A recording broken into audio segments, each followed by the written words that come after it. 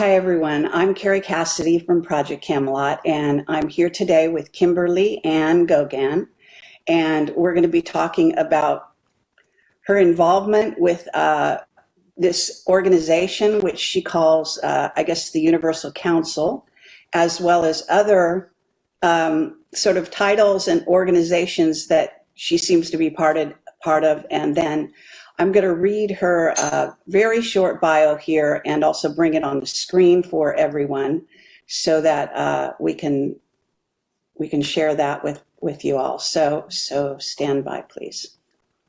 So, and Kimberly, just say hello and say hello to the people, I guess, since you're on the screen at the moment. Hi, everyone. Pleasure to meet all of you, and definitely a pleasure to be here with Kerry today. Great. So one moment.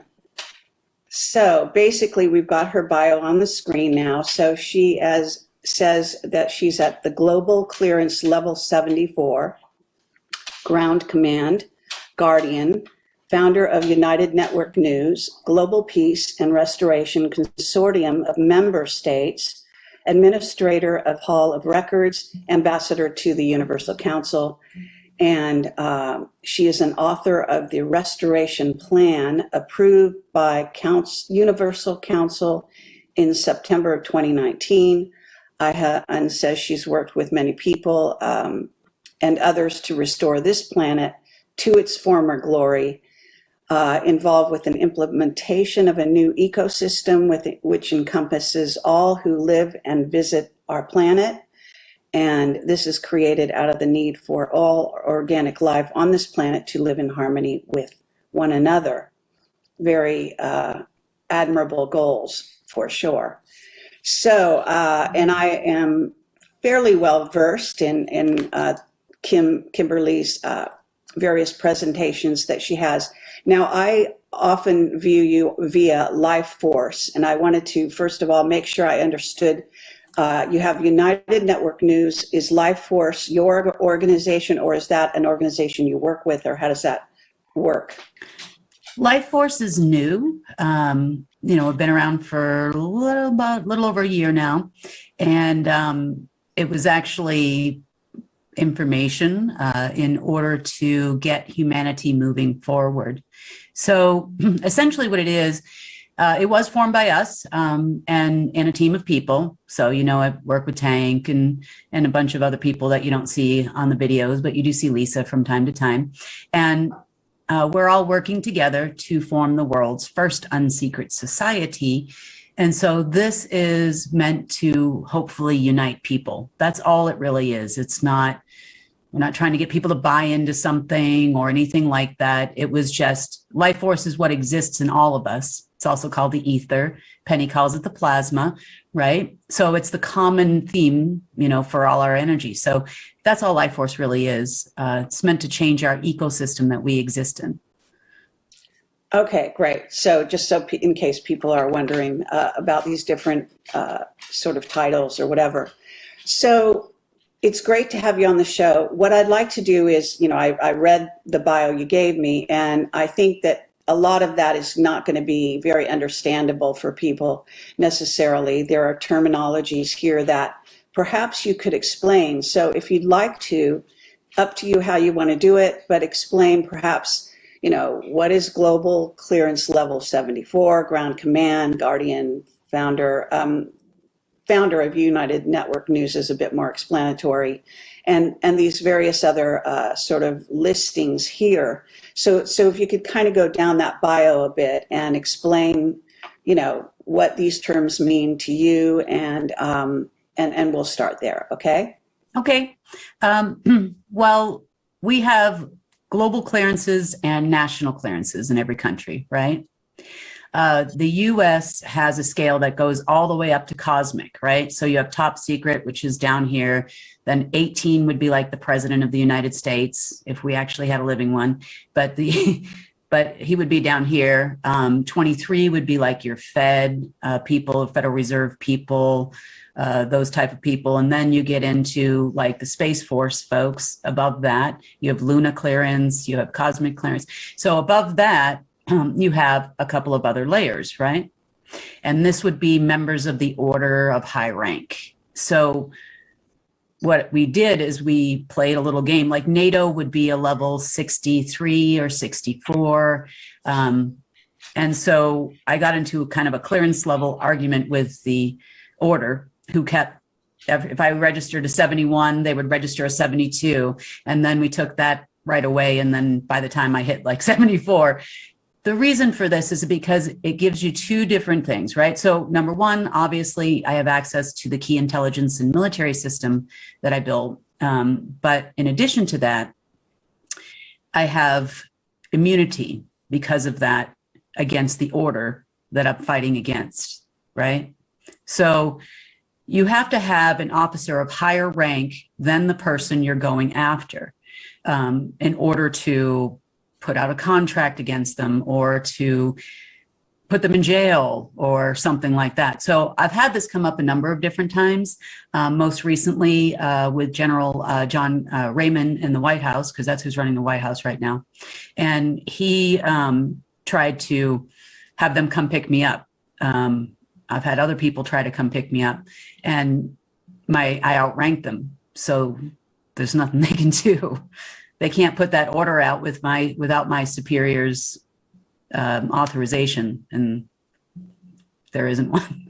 Okay, so we're talking about a hierarchy, and it obviously, well, at least to me, appears that you're going off planet as well. So when you say you outrank them, can you explain where your rank is and why would they obey that ranking sort of system? Why, who's got the power in that situation? Okay, so we're talking about a system that everybody is aware of, right?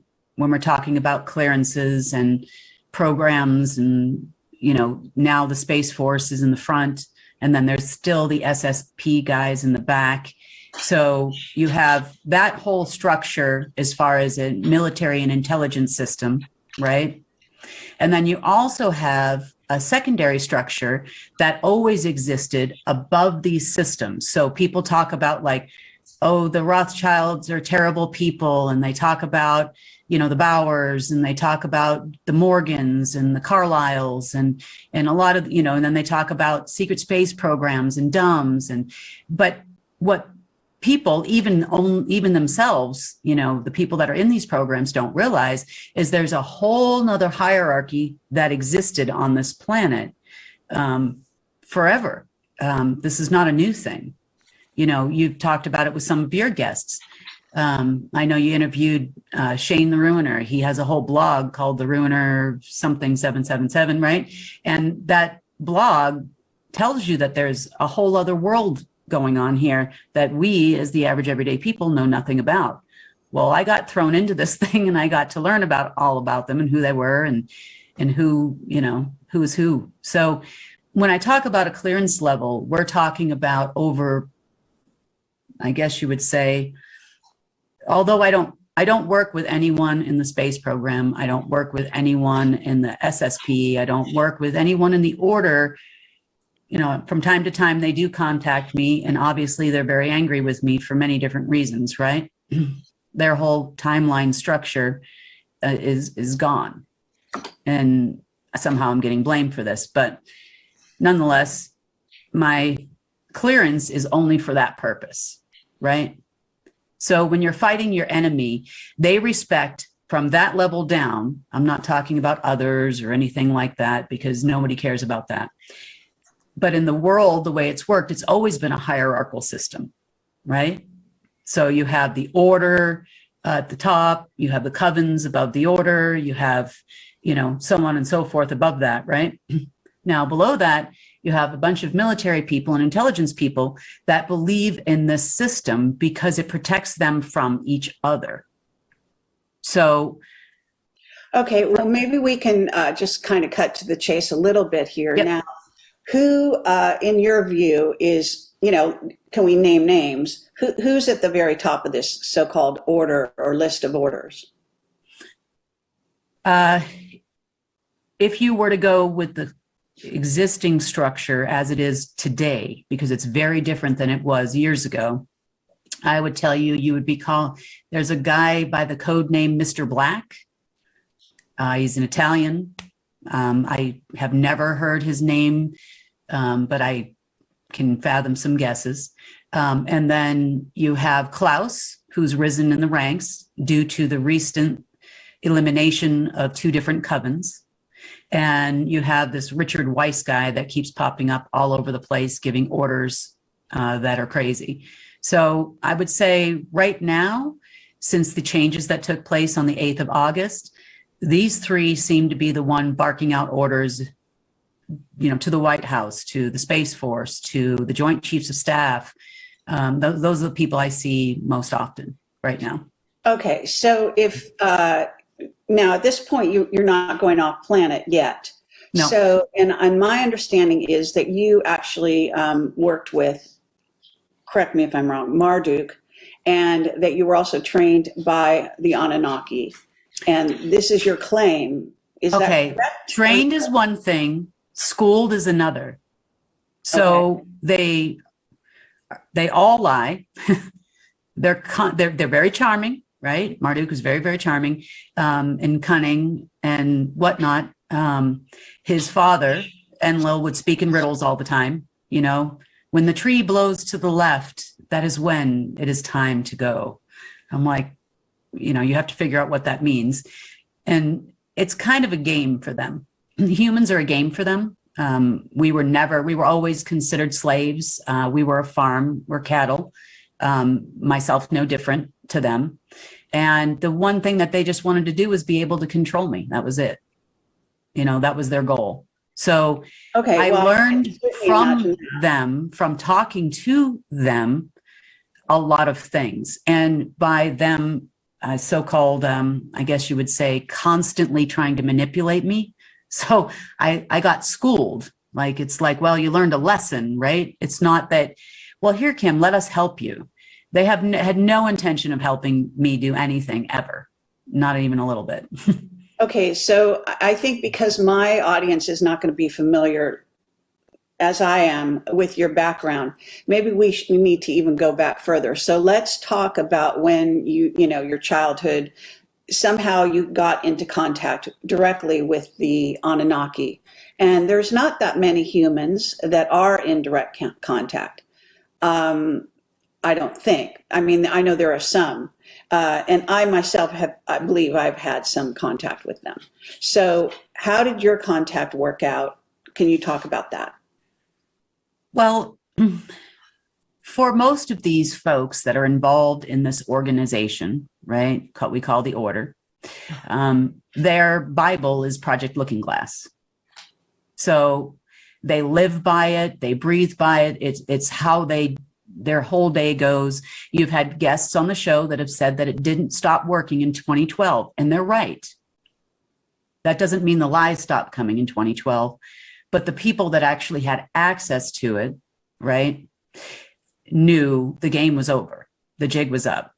But they still continue on because there was a 17.8% chance they could revert back to the dark timeline. Okay, so if it was preferable for M and his structure, he spent 1,008 years training and working with the dark, the people he would call the slave masters. And they would even make fun of them. But they were just so programmed and so under control, he felt that, you know, his system would continue if he could convince me that these people were the good guys. You should work with these people. But that's not the way it worked out. So. Okay, but we're, you know, and I appreciate that. And we can delve into some of that more deeply. But I think, you know, just in terms of my questions, so that people kind of get the understanding of what's your relationship. Okay. How, again, so, did you get in? So in Project Looking Glass, right? So I'm sorry, it's a little long explanation. So in Project Looking Glass, they saw me changing the timeline, right? There are others also that they saw. So they were looking for the people with specific DNA. So the CIA back in the 70s devised a program where they were literally combing through trash looking for these people. right? So on a cup or a bottle or whatever it was. So they actually located me in 1983, according to them. Now, first time I ever saw M, right, as he still looked to the day he died, I was 8 years old. So he was trying to see if he could. And this is Marduk, I'm assuming you mean by M? Mhm. Okay, and what did he look like? He looked like an older Asian man. Okay. And until 2015, that's who I thought he was. Okay, so he manifested as an older Asian man, and was he short, tall, just regular? Average height, for a man. I mean, everybody's taller than me. So I'd say he was probably about 5'10", maybe. All right, and so did this person appear in your dream space, or did you see him No, walk into your house, or how did that work? physically in person. Okay, and how how did that happen? In other words, what was the dynamic? Did he knock on your door? Did he call you? Did he make an arrangement? Did he show up at your house? You were how old when 8? At the time, my mother was dating a gentleman with the last name Donovan. As you know, Donovan is a prominent name in the CIA. I knew nothing about this stuff as a kid. He was kind of like, they were together about 6 years or so by that point, and he took me to a Freemason lodge. Okay. And there he was sitting. I remember this. Right. And what city, state, or whatever, where was Massachusetts. it? Okay. All right. Okay, so were your parents what we would call Illuminati, members of a secret society? No, but they did take you to you went to a Freemason lodge. Well, this gentleman that my mother was dating, probably on purpose. Oh, okay. Last name was Donovan. All right. So you met this Asian gentleman, and how did things proceed from that point? I was 8 years old. I mean, he,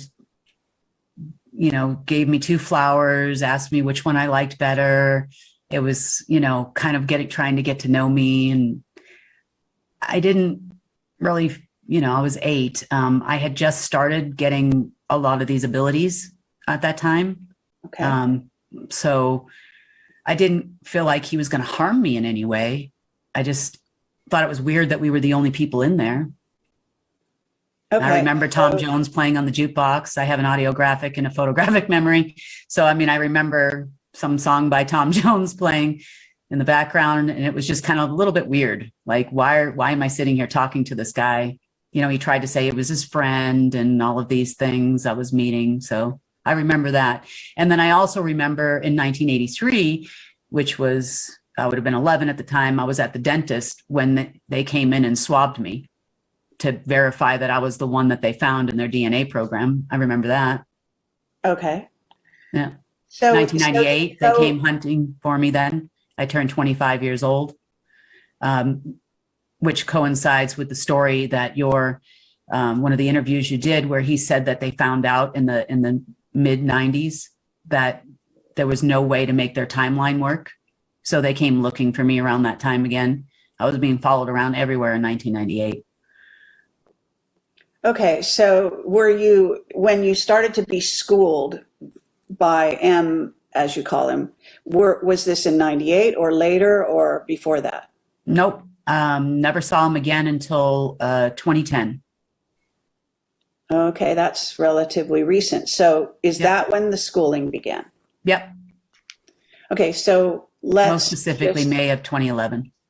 All right, so but they did come find you. Did you have, I mean, you were 25, certainly you were old enough to have some, understanding around you. So, and you say you had special abilities. So maybe you want to talk a little bit about the special abilities and why at 25 you became aware of them. They were tracking you down. What were they tracking you down for? Why did they think you were going to help their timeline or hurt it? So the ability started about 8. So I always had an intuitive ability. I would see the lights in the darkness. I would see all kinds of things in people and around people that nobody else could see but me. I never told a soul. I had an experience at 14 years old with a guy that started at my work. He looked kind of Egyptian, didn't know who that person was. And, you know, I was babysitting. He came over to the house. You know, I was a young 15, 16-year-old girl. He was cute, you know, I didn't know any better. And, you know, so he jumps on top of me at some point during this movie we're watching, and his eyes glowed green. So, and he said, "Welcome to my world." I had no idea who this person was. Turns out later, I didn't find out until about 2012, 2013, that his nickname was the Dark Prince, and he was one of the parents. No, so I didn't know. He was one of the whats? The parents. They were called the parents. So Parents you had, well, in on Earth, so to speak, right? Marduk was like the manager, the farm manager, because we're a farm. So he was the farm manager. And then you had Enki and Enlil, right? His brother, and right. Okay, so right below them, you would have had this group of humans that they would have called themselves humans of the future. They had superior technology. They lived thousands of years. Those are the parents. So these are the human hybrids. What someone called Nephilim. What we would have been if we were not interfered with. That's what I like to say.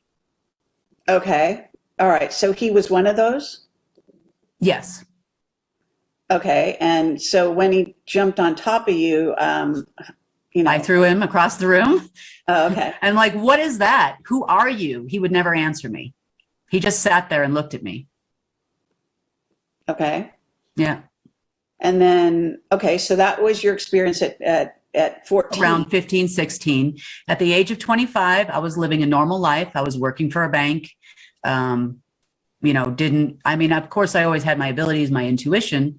I just had no idea why all of a sudden, if I went to lunch with a friend, 20 men came rushing in after me. I mean, I didn't think I was that great. I'm like, why is this happening? So you know, and then it ended as quickly as it started. And according to people I met later, they said I wasn't ready yet. But 2 ages that they try to, how do you say it? They believe are milestones in a human's life is 25. They believe you start to think and you know, your abilities get stronger. And then also at 40. So okay. They were really trying to make sure that by the time I hit the age of 40, that I did not perform the function that we're performing right now, doing the things that we're doing right now. Okay. So you went through your life and did you have, you know, again, you said you got schooled in 2010, I think it is. So did you, you know, I don't know how old you are. So was this, had you reached 40 and I'll be 49 this month. So, okay. So was that when you reached 40 that they contacted you and started, as you're calling it, schooled you, or how does that work? Well, what happened is so I was always in banking. I started 3 different banks, companies. That was what I did for work, right? Not on the high level, didn't know the Morgans or any of those people. I was just doing, you know, what normal people do, right? Entrepreneurs do. And so by 2007, I knew the market was going to have a crash. And I had a business partner at the time. I said, "Look, we need to diversify. You know, this isn't going to work with just products that we have." And, you know, ended up selling the business because he didn't agree with me. And that was kind of the end of that. So by 2008, the market did crash, right? End of 2008.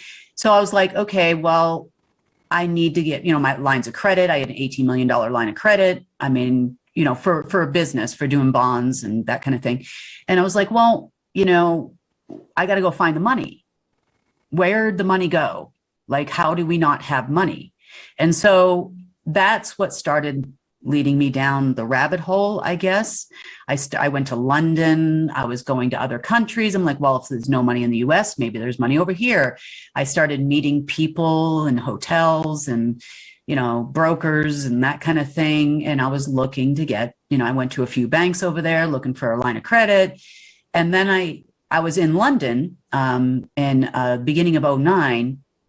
And I was in a hotel. I was in I think it was the Park Place Hotel, Sheridan Park Place on Piccadilly. And I was introduced to a guy who's Nathan Rothschild, who said he wanted me to come for the weekend to this country club called Thorn Country Club. And I was like, I don't even know what a Rothschild was. So I was pretty, vanilla American. And I didn't go. I wouldn't go. I said, well, I know I looked in the internet. There's an office on Bond Street, which was right around the corner. I was like, why don't we just go there and have talk? He was telling me about funding all my lines of credit and the projects that I have that I was funding because I did commercial lending and that kind of thing. And that was a no for me, I'm not going 2-3 hours outside the city on a train in a place with a person I have no idea who they are. And then I started doing research on the internet, and then I started to learn somewhat of who these people are. And I figured out that the gold was gone. I started talking to Chinese elder people and went down the whole train. That's why I try to educate people on my experiences. So in 2010, I was talking to, unbeknownst to me, a German SS officer and a member of the French royal family of Rothschild, right? So they said that they were I wanted to bring the gold back to the United States. That's the whole reason why I embarked on this trip, because I thought if we could do that, then we could, I wanted to put it in the Treasury, not the Fed. I started to get an understanding of the difference and that kind of thing. So embarked on this journey, went to Switzerland, went to Germany, went back to Switzerland, went to Russia. And that's where I ran into him again the second time, because it was 3 times. And so at the time, they were working very heavily with Putin.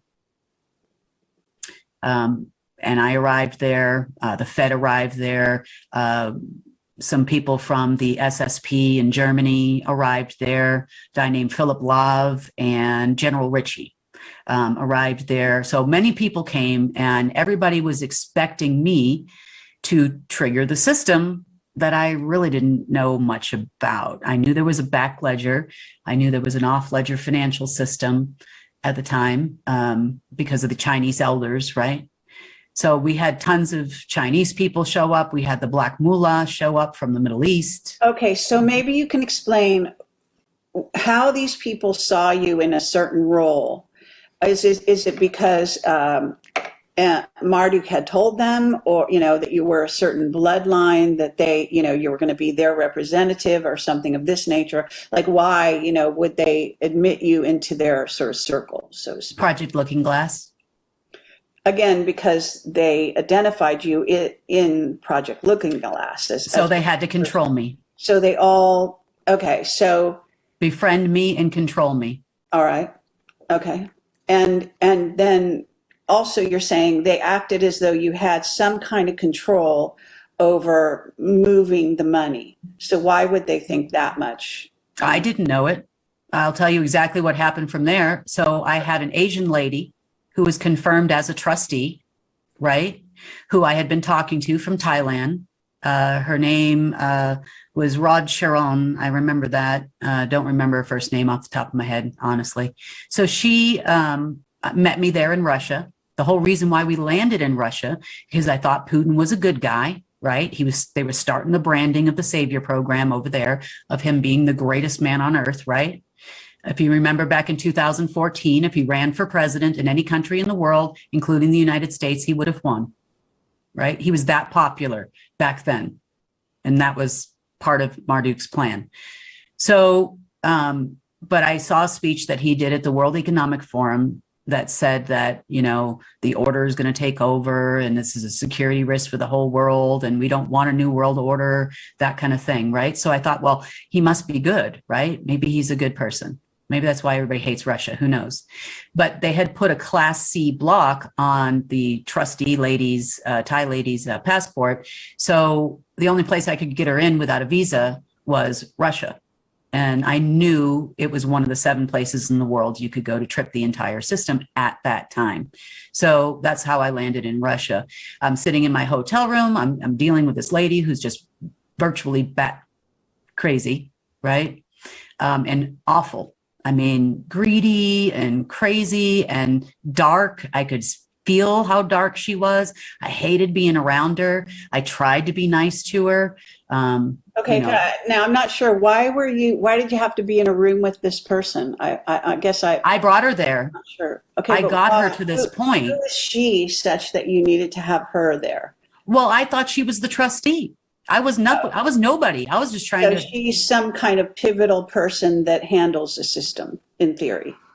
In theory, at the time, that was my impression, until I got further into it and figured out that a trustee means absolutely zero. So, yeah, Marduk always had the final say. Was she Asian? Yeah. Okay. Yeah, she was from Thailand. Sorry? She was from Thailand. All right. And did she claim that she was associated with the elders or what? I met her through elders. They, these Chinese people told me that I had to go see her. Okay. Yeah. Like when I asked them about releasing the gold to the United States, because that was remember, that's what I was doing so that we could fix our economy, so I could get my credit lines back and my life back. I know that sounds selfish, but honestly, that's what I was doing. Right. So I meet her and in Russia, finally, physically in person. We spent many hours on the phone and we landed there. And that's when everybody else showed up, because they thought, now, to me, I was just arranging for this woman to do this job, right? This greedy, selfish, horrible woman with awful, awful energy. I mean, awful, to do her job, right? So that I could get my fee, right, for doing the thing and arranging the thing. Obama was in office right at the time. So I thought I was doing a good thing. And so we go through this whole thing. They retina scan her and stuff, and nothing works. I knew it didn't work. I didn't know why it didn't work, but it didn't work, right? And so it's like, okay. And so about a day or so later, I get a call from a friend of mine that works with the Department of Defense, and we are literally just friends, right? And he goes, congratulations. I said, for what? He goes, well, you're the new trustee, except you're different than all the other ones. You'll get a veto vote. It was voted on and you were voted in. Now, I don't even know who voted on or voted in, or even if that was true. Because how do they know about me in 1983? This makes no sense, right?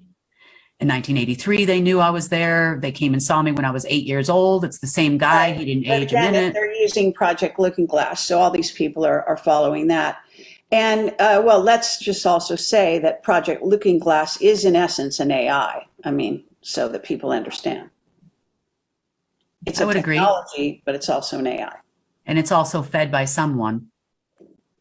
Someone puts that information, the etherical information in there. Okay, we can get into that, definitely. But I don't want to lose the train here. So, so back, you're with this woman. You've now been, told you're the trustee, and she's not. I'm assuming she's deposed at this point, or no? She was still around. I was informed by my friend at the DOD that the Russian government was going to be coming to my hotel, and they would tell me this, and they did. About an hour or two later, but he called me first, and they said, "Who are you? Who are you?" And I was like, I'm just here doing this. I don't know how I got this job, but my first instinct was, wow, this is the greatest job in the world. I can help so many people. I can do so many projects. We're going to turn this place around. What a mess it is. And little did I know that was the beginning of the end of me having any kind of normal life whatsoever. I hit everybody's radar. Okay, so so at this point, you become a trustee. And this is again, what year is it? 20?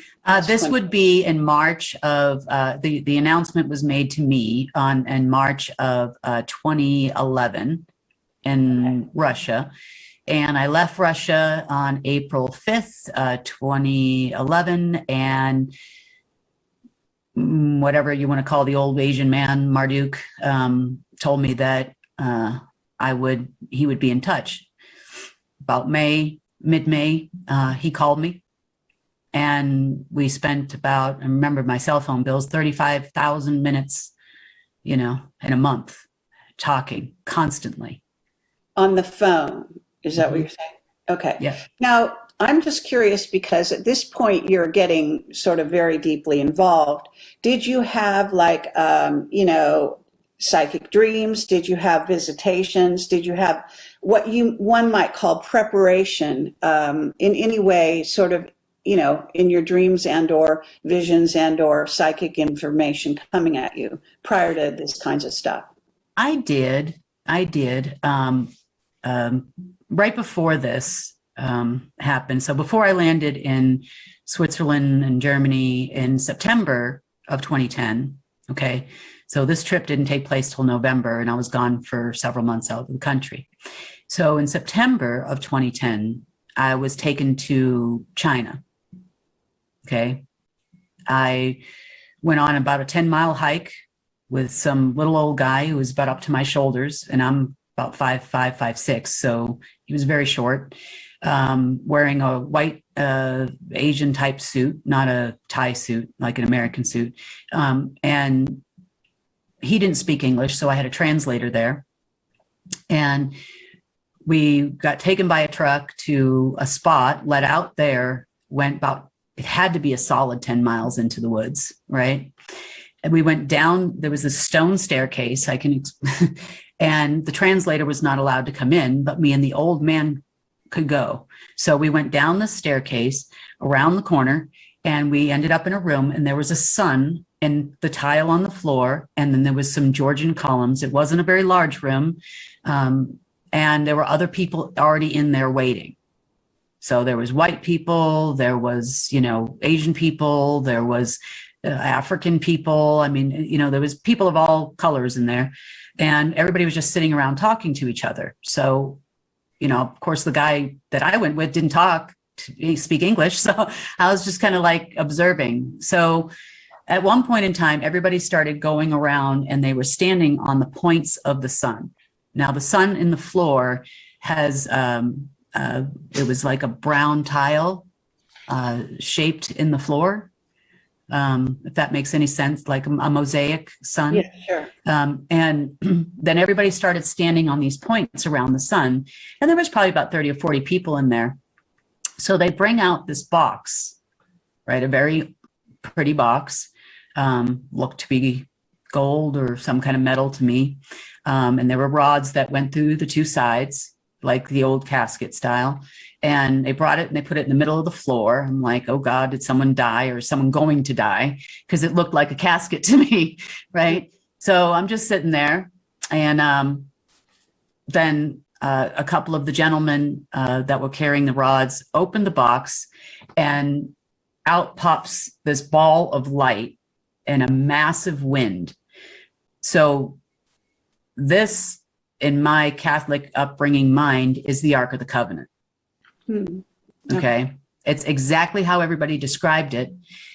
So the ball of light pops up and I'm just mesmerized, because what I feel is the most intense feeling of unconditional love you could possibly imagine, and I got tears in my eyes. I mean, it's just an amazing, it would be like what I would think people would feel if you went to our whatever heaven is, right?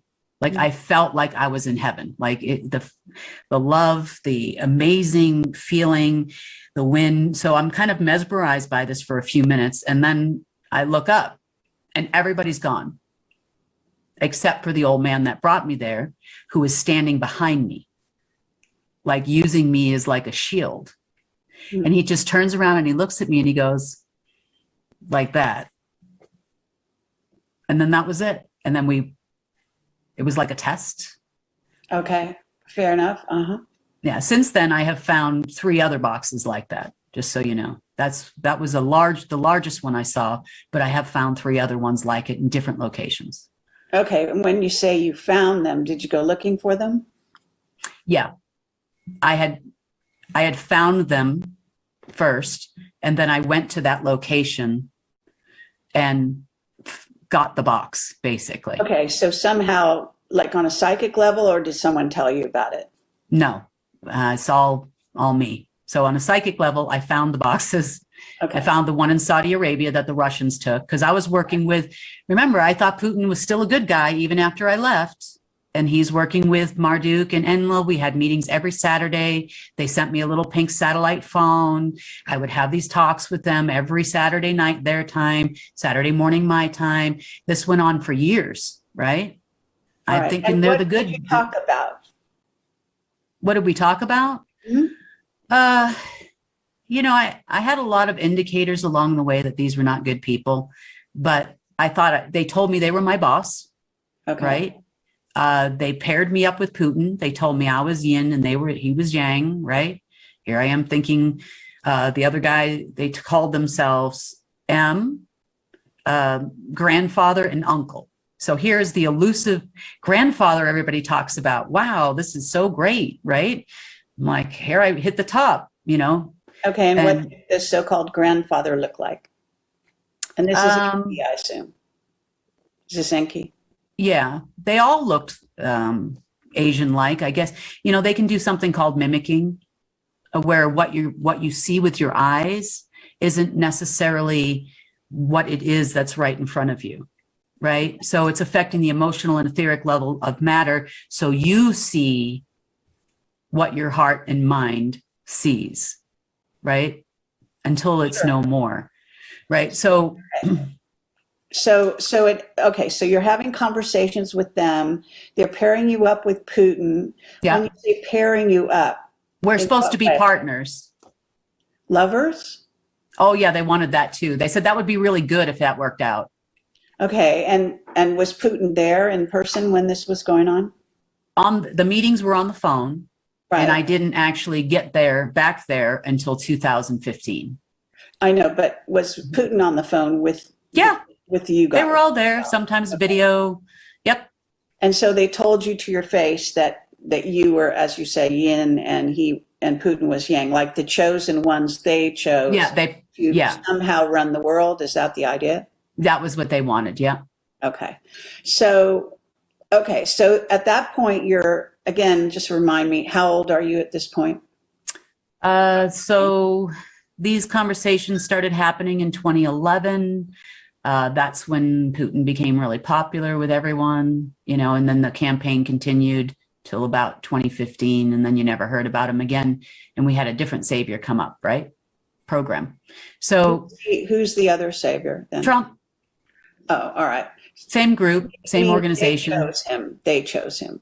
Yes, they Okay. did. All right. So let's just so I understand. So Putin, did you ever have like one-on-one discussions with Putin without them there? Yes. You did. Mhm. Okay. And what about this idea that Putin actually was replaced by a clone at a certain point? That happened in 2015. Okay. Failures just to secure the asset.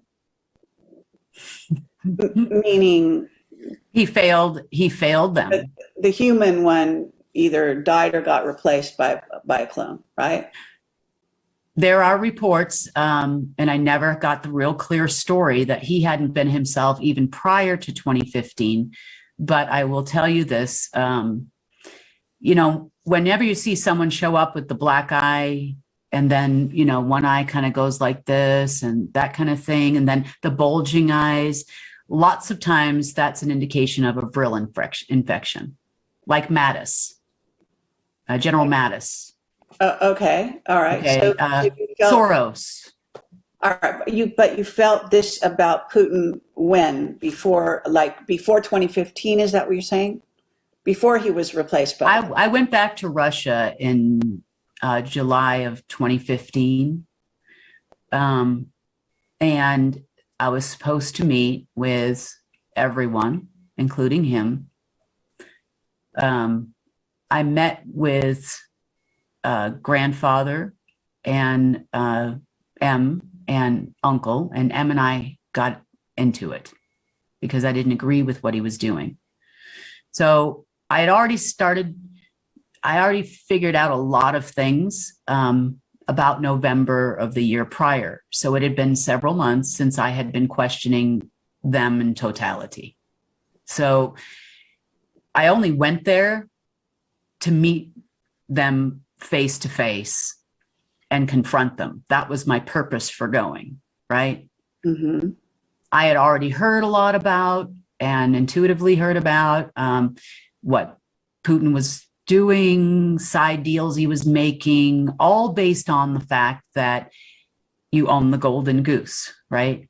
Now, I didn't know this at the time until this incident. So during this incident, there was a confrontation between me and M.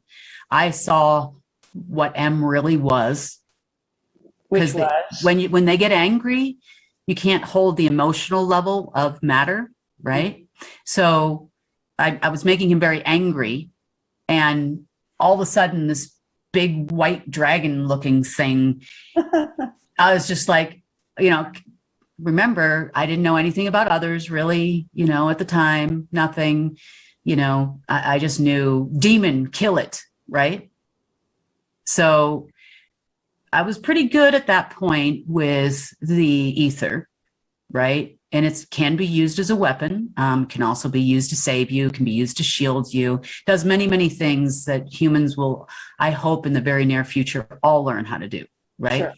It's like our white magic, I guess you would say, because it's source's energy. Yes. So, okay. So anyway, so it went down. So I assumed I killed it.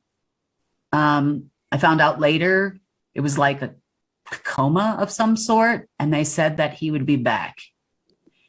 And I was like, okay. So the other two were very scared at that point because of what happened. And Putin never came to this second part. Now, I did meet Putin face to face a couple times prior to this. He's still a spook. I mean, the guy's a spook. He still acts like a spook. He walks like a spook. He talks like a spook. Okay, he's a Russian this spook. Is again the clone, right? Not a clone at that point. No. Oh, he didn't actually die until 2015. Okay, but I thought this all happened in 2015, no? Well, Putin was gone, right? So what happens is you supposedly killed what you thought was Marduk. Marduk. Just Marduk. What? Just Marduk. Okay, but I'm thinking that you said there were two guys in the room. One of them, was that not Putin? No, Zinke and Enlil, uncle and grandfather. Okay, and so they stood by and you kind of killed, or well, I knocked it out. I knocked out. It was like in a coma, and then I felt bad about it. You did, but how did they feel? Shocked. They just looked shocked. Okay, so they didn't think you had that kind of power. Yeah. All right, and so then Putin, but you were in Russia, right? This is in Russia. So, mm-hmm. but Putin wasn't in that meeting. No, he was. I was supposed to. This was like probably on a Wednesday or Thursday, and he was supposed to come on. He used to only come on Saturday nights, so I was supposed to be there this whole time, and we were all going to be singing "Kumbaya," so they thought, right? And then they were going to bring him in, and then there was going to be some kind of a ceremony, they said, and all this. I didn't believe any of this stuff, really. Honestly, I didn't at this point. I didn't even believe anything they said. There were way too many inconsistencies at that. And I started learning, right? So I went there with in an attempt to confront them, because there was, I would go find a box, right? Like one of these special boxes. All of a sudden, there's rumors on the internet about Putin taking the Ark of the Covenant from Saudi Arabia. Do you remember that in the news? It was like in alt media, and then for a while. But anyways, it's probably still out there. But it was me that found it. It was me that went there. The one that's in St. Petersburg. It was me that found that one, right? Nobody had, there's 7 of these things, right? And after the third one, after they took them all, I stopped looking. So. Okay. Was there a motivation to find the boxes? Is there some kind of, prophecy associated with the number of boxes? And if you find them all, then something happens? Is this the motivation in finding it? No. um, no. It's a very long story. Let's just put it this way to you. All right. There's been many spells on the planet, right? Energy magic, as they call it, energy binding. Money is an energy binder. Triangles, shapes to bind your person top to bottom, where there's always an interruption, soul trap, soul catching, and that's what these are. And there was another one that was up on a ship. So there's one in the United States. They broke it. So there's a few of them around. Okay, so 2015 is relatively recent, and are you trying to say that you really still weren't that aware of kind of the structure of, the whole game, let's say? But Yep. now you do a wonderful presentation about the structure. So you've obviously educated yourself. So how did you do that? Okay. So By them, after or did this, you do it on after your this meeting happened, they didn't want to meet me in person again. We were talking on the phone. I was like, are we having this meeting this weekend or what? What's going on? Everybody was scared at that point. And then they told me, just wait, be patient. You have to wait until September. Now I know why I would have had to wait until September. I'm like, look, I need money. The world needs money. We need to start transferring this money. If I'm the trustee, then, we need to get it moving. Right. So they stopped answering the phone. They told me they were going to a meeting, and which was the others meeting I have been discussing recently. I didn't know that at the time. So they would go. Now, I'm thinking this others meeting must have to do with other beings from other planets.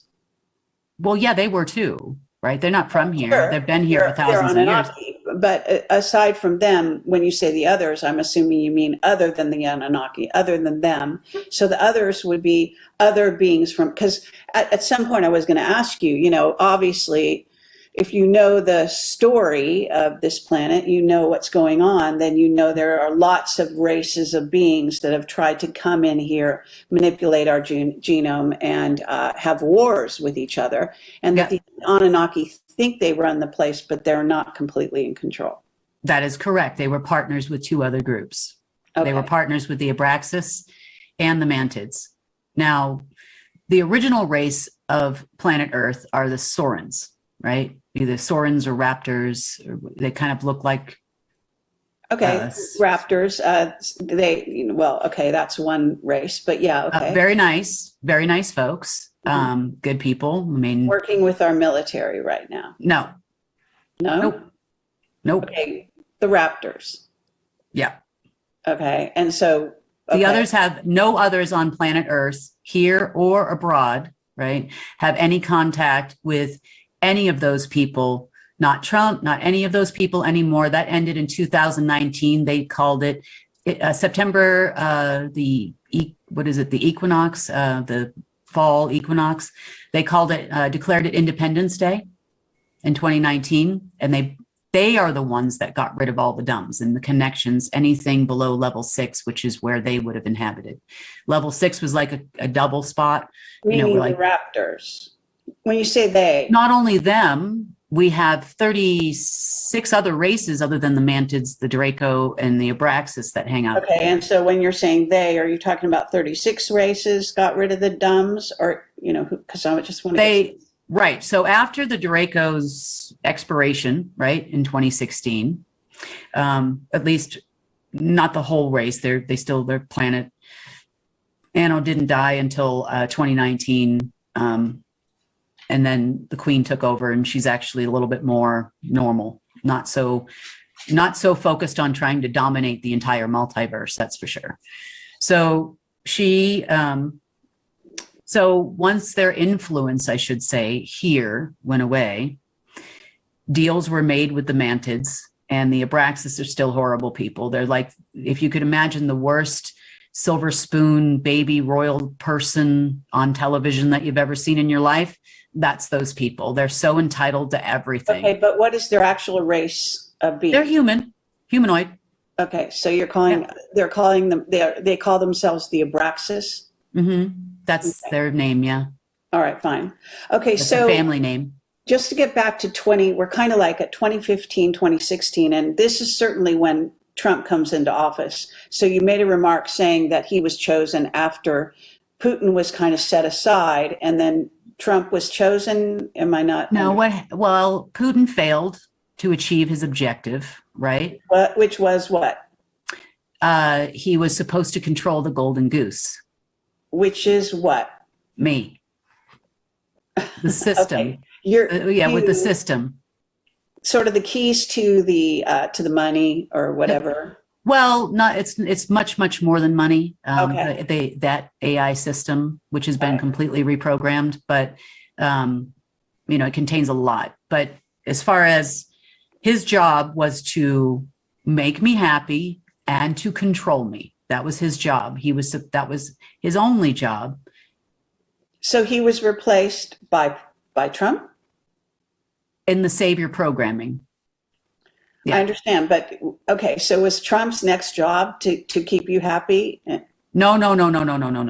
Wasn't like that. So no, not at all. We have had many conversations. I wouldn't say I know him personally, but you have talked to him on the phone. Is that what you're saying? And the diplomatic line, yeah.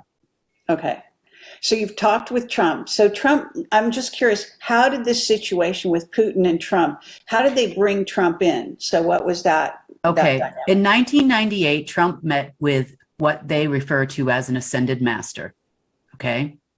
They told him he was going to be president. That was all, right?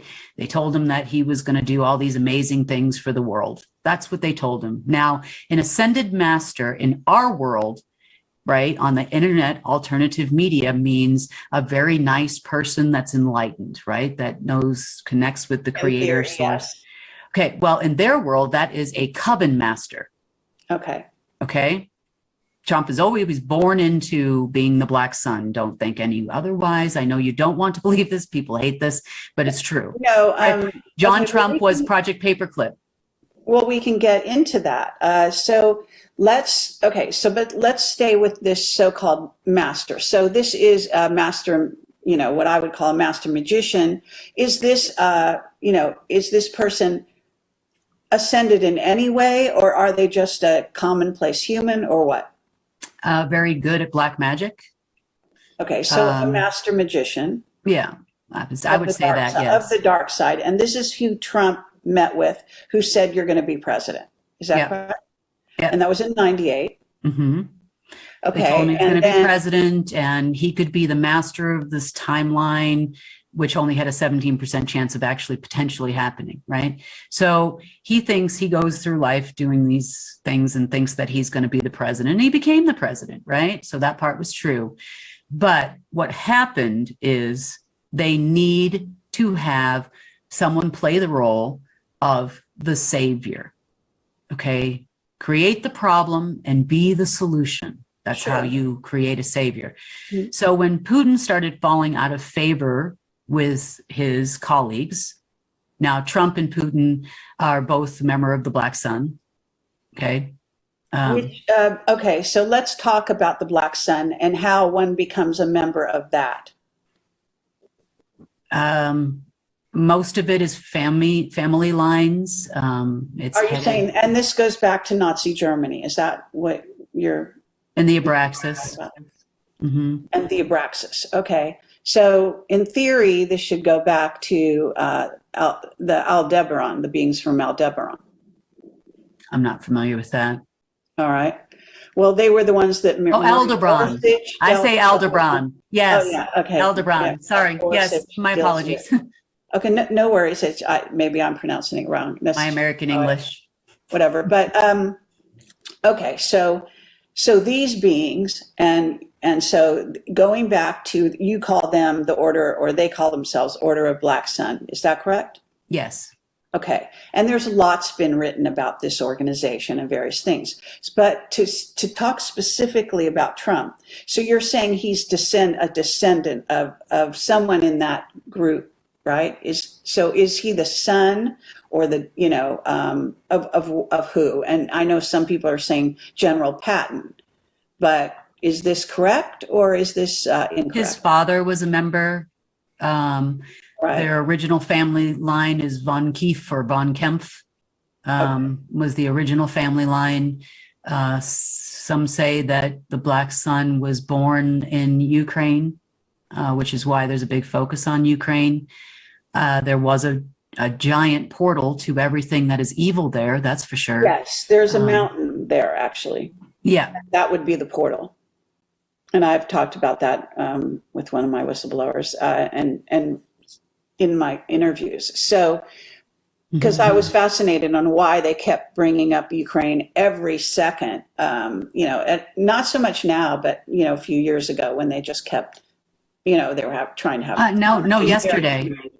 Sorry? The U.S. government, Biden made a commitment to fund $277 billion yesterday. Biden has a whole relationship with, obviously, the evil, whatever, maybe you're calling it the Black Sun, that are running that mountain. Is that what you're saying? Yeah, and the beings, So these are the beings from Aldebaran, and you say it a little differently than I. Yes? I would say they have a working relationship.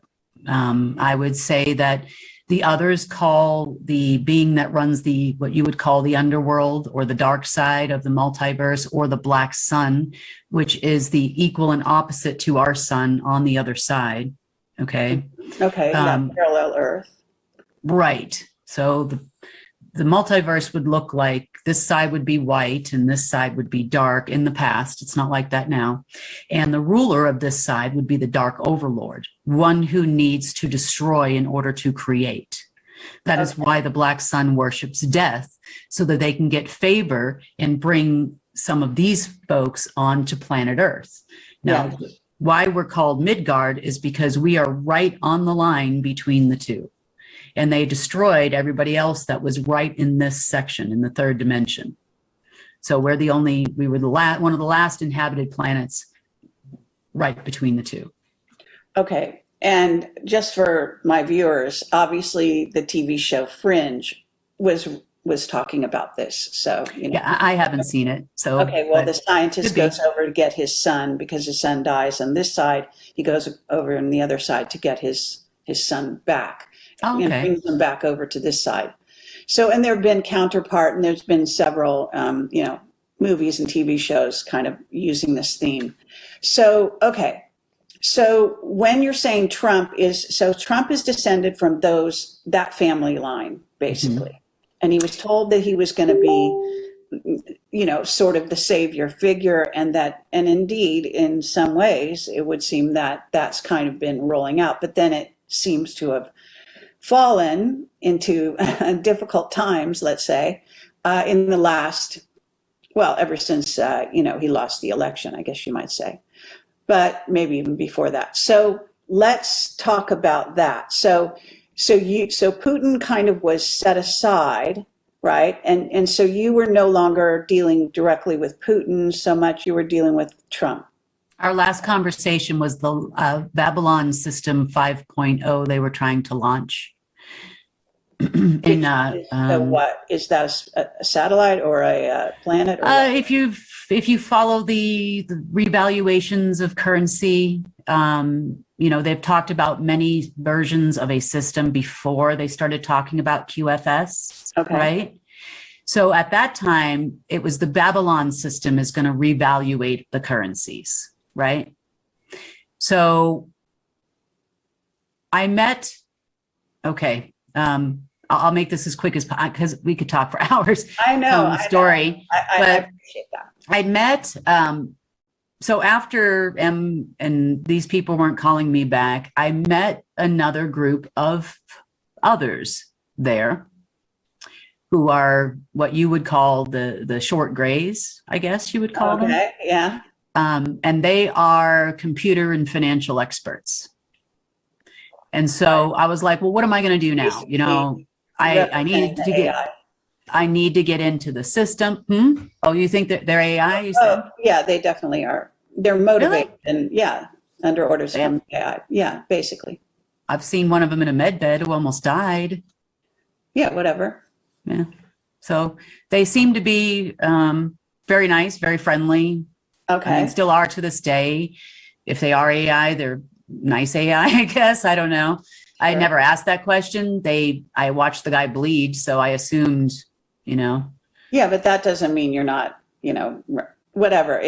Go ahead. So let's continue. All right. So I meet these guys and they said, well, you don't need them, right? We have the key. We have the other key, right? Now, according to them, their planet, right, from Zeta, something or other, right? And they were brought here as slaves to manage the system for M. Okay. So manage this part of the system, right? To create a number of different programs that would work. They were much more adept at that system. Now, the mantids were actually the creator of the technology in the first place. And it did not only exist here, it existed everywhere. So okay. Are we talking about Looking Glass, or are you talking about the QFS? no, I'm talking about an actual quantum system. So Okay. the system does work on the etheric level of matter. It does a lot of different things, manages Stargate, Starnet, financial is just one aspect, telecommunication systems, military and intelligence systems. It was the base by which our computer systems exist. So without that system, we would have no computers in this world. We would have no programming.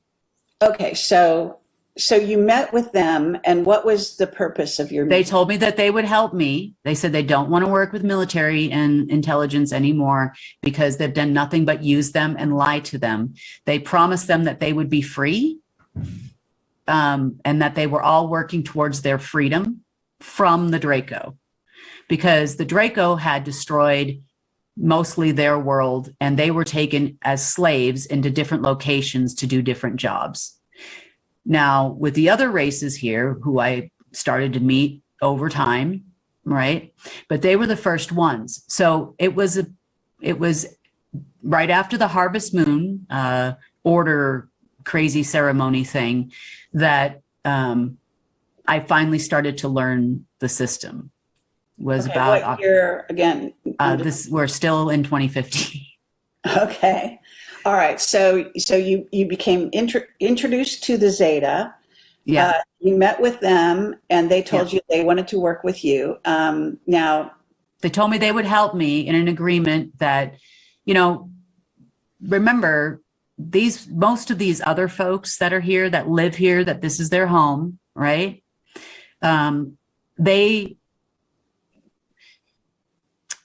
They don't like humans very much. Between the Abraxas, the Galactic Federation, who hasn't been known to be the best of folks in the world to them, and of course us, right? I mean, okay, are you talking about the beings from Inner Earth? Because you can't leave them out either, right? Yeah, I'm talking about the ones that live here. Yes. Okay. Some people say it's Inner Earth. I would say that, and this is a whole nother story, right? So Inner Earth was ruled by what you would call the destroyer.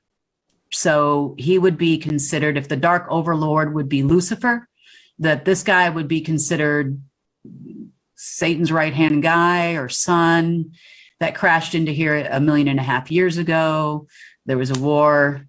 I'm trying to very quickly. So what they did in order to not destroy this planet like they did Tiamat, right? The Enforcer, which runs the UPU or Universal Protection Unit, he created the planes of existence on this planet. So it's like an energy binding thing. So he couldn't go above a certain level. So he was kind of stuck in there until he went away in December of 2019. He was okay. They finally killed him. Okay, now that's I'm sure it's an interesting story, but so that we don't get off track here, I know I'm trying not to, but I'm trying. When you say that they live in Inner Earth, Well, I would tell okay. you So there's a what do whole you know, world that exists are you there. saying you want to say other dimensions? You want to say, It's here, they yeah, live here, but in multiple dimensions and planes of existence because their frequencies are very different than ours, right? yes. Very different than the Dracos. Okay. So just quickly, are you familiar with, you know, Caesar, the guy that calls himself Caesar, who's head of maybe, I don't know if you know, the Romanian Sphinx and the underground caverns that they discovered. And you know, basically they can go into these areas of inner earth, actually passing through. And they have tunnels that go all the way, to Iraq and to That's true. Egypt and so and so. So this is what we're talking about, okay? Yeah, This that's is true. the entrances. To answer your question, 100% yes. Like I said, below level 6 is where 6 was kind of like a place where humans and the others would interact. Mhm. Anything above that would have been all humans, and then anything below that would have been all others. Right. And that's where the dumbs came in. That's what a dumb is, right? Sure. But Okay. yes, they live a whole nother world. They have a central sun, which is the vortex of the ether in the center of the world. I mean, Right. And there's an Shambhala entryway down the street from here. It's not far. also, but Shambhala also relates to that. Yeah. Okay. So, but to get back to the subject here, so you're dealing with a group of Zeta who now suddenly are kind of handling the orchestration of the system, right? Which is in essence the QFS. They helped me learn it. Yes. Okay. And they said they want to work with you, and in theory, not with Trump, not with the military secret space program. No. Yes. Well, yeah, no. Like I said, they were slaves here of the Draco, to which Right. everyone else reported. Trump, Black Sun, and otherwise, they were Right. like, what you consider the lord of the planet at the time. Okay. All right. Not the owner, but the lord. Yeah. You're calling, okay, well, you're calling who the Lord? I would say that they were like if you were considered the king to be the owner, right, of the kingdom, then you would consider the lord of the manor, right, to be lower. Yeah, like a lower ranking, but all over that land, he's in charge, right? Okay, And but that's a typical sort of gray way. No. That's about at the time you're speaking of. That would have been the Draco, right? The Draco or the Lord, or the Draco are the Draco would have been the lord of the manor here. Oh, so okay, so above the Draco is the. Yeah, all these other folks that we're about to talk about would have been considered at the time slaves until Independence Day. Okay, but who's above the Draco in your view? I would say that the Abraxas are the ones that hired them as the military force. The Mantids came in with the technology. They made a deal on the loosh farming, and that's how we became cattle. Okay, and who's above the Abraxas and the Mantids? The Abraxas I know had a relationship with the Dark Overlord.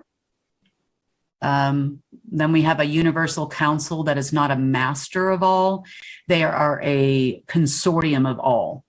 So okay, so what Ashiana Dean would call the guardians. Are you familiar with her work? I'm not. Okay. I would say they are heavily vested. You're calling something called the Universal Council, and this is what you're saying you're a member of, right? I'm an ambassador. Okay. So who are you saying the Universal Council is? That's a kind of a consortium or a group of races. Is that right? I would say races, beings, whatever you want to call them, right? I would say that if you were to take a representative of every inhabited rock in the multiverse, you would then have the overall Universal Council, and then you have a bench in the front, right? And then there's a commentator lady. And depending on why you're there, this would be considered court. If there was a violation of an agreement or a treaty or whatnot, this is where you would go as it relates to relations with other planets and other races. Okay, and just to, for people that are kind of trying to visualize this, are any of these beings above 60? 60? 60, Oh, 60 yes. dimensional. Oh, yes. Okay, so Oh, yes. so because you're going above going above the Draco, you're going up to a level of guardian races, but you're not talking about necessarily beings that have to manifest in a body, right? So some are light beings, what would be known as loosely light beings, beings that don't ever have to materialize unless they feel like it. We as human souls do not need a vessel either, just so you're aware. I am aware of that. Yeah. But So what I'm saying, the Arcturians, as an example, Arcturians are like blue. Well, the way it kind of works is, depending on how you think about it, is that the beings that go from 60 and above can choose to manifest in a body, but they don't have to in order to engage in this game, so to speak. Right. Okay. So we're talking about, when you're talking about, court and so on, are you going, okay, let's not even get into all that. Just in brief, just to give you brief, the Arcturians, Yes. they are blue light. They are natural healers. They are a light body, essentially. Okay. So, and the Pleiadians, where do you place them? You have a few different groups from the Pleiadian system. The Red Queen that everybody talks about, she literally looks like a Gila monster face kind of thing, a very nice female body, hates me, I hate her, it's mutual. She's awful, like she's a dictator, right? So, and then you have other groups from the humanoids, from the Pleiadian system and whatnot. So it's hard to say, like, well, we hate all the people from the Banana Republic. You can't really say that. Well, it is said that some of the Pleiadians are definitely 60 and above. I would say that the humanoid version would be probably 7. Yeah. Okay, so let's get back to Trump and the Black Sun and that whole thing, because really what I want to do is bring it to, because we're in DEF time. I said, before we started, we're in DEF CON 2. Yeah, and I did confirm that while we were on the call, by the way.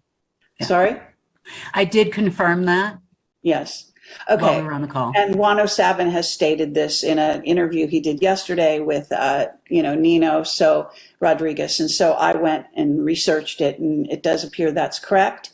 And someone else had done a show. I think it's, what does he call it? SGT Network, whatever that is. I think it's Stu, forget his last name. Anyway, sorry about that. But at any rate, yes, it's a definite. So that means, and I've got a definition on my website for those of you watching, you can go quickly to the front page and you'll see that I say we're now in DEF CON 2. And that basically means the military is ready to go and fight in 6 hours or less. So it's a rather sort of drastic position to be in if you want to, because we were in 3 for a very long time, it seemed like.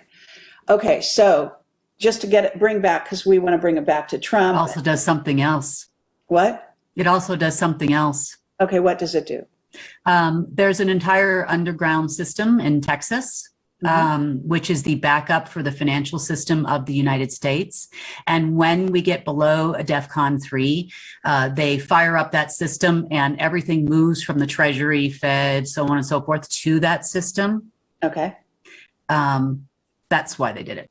So they're trying to take control over the financial system of the United States is what they're trying to do. Now, and this is the deep state military. The deep state military is trying to do this. Yes. Okay. Now, do you consider the deep state military as under Trump or not? Yes. Yes? Yes. General Milley works with Trump. Flynn, Trump wanted to leave office. He had to leave office in order to do the crimes against humanity that he's doing now. As you know, the Space Force is running the White House. Biden is underground on life support. That is a person in a mask. Usually General Hyten takes that role. Is in control of both sides. That's in essence what you're saying. I'm sorry, say again? You believe Trump is in control of both sides, what we would consider, when we say deep state, just, in let's say, in terms of patriot speak, okay? They say deep state and they consider them the enemy, okay, on the Yeah. one hand. So that's in theory. I do too, by the way. Sorry? I do too. You say deep state is the enemy, okay. Yeah. But Trump, in theory, is supposed to be fighting the deep state. Is that an illusion? That is an illusion. Okay, and how do you kind of substantiate that? Because I have phone records, I have conversations at the White House. I know for a fact he wanted to leave the White House. That is a fact. I know that Don Jr., when he turned the age of 40, he left the White House, okay, as a martyr, right? Oh, poor me, fake election, fake news, fake this, fake that. He's right. He actually won the election. It took a lot of work for his partner, Bill Gates, at Microsoft to manipulate the Dominion servers in the Azure system to make it like he lost. Okay, my understanding is that is a little different than that. So bear with me. So what we have been told is that the Dominion servers were actually, you know, under the purview of the CIA, that they went into a safe house in Germany, that they took them over, that it was actually Biden that stole the election, and that Trump won 80-20, let's say. He did win. Yeah. Legitimately. And that then what happened was that they had a blockchain. They have a blockchain record of the actual vote, so they didn't have to go through this dog and pony show that had to do with, you know, showing how people voted literally.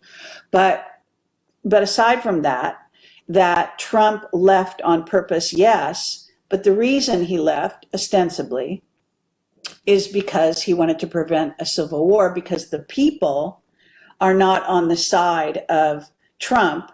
They think that Biden, they chose Biden, and they think he won. Now, we understand that the military, for example, was sworn in Trump because they looked at the records and they saw he legitimately won. So at 8:06 a.m. the day of the inauguration. Yep.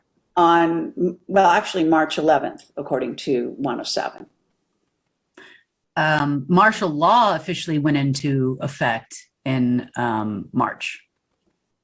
Okay, well, maybe you're not aware of that little piece of information. Trump signed the order for martial law and for the Space Force to take over the White House on at 8:06 a.m. right prior to his departure up from when he was coming. Remember, he was late coming out to the platform to say goodbye day.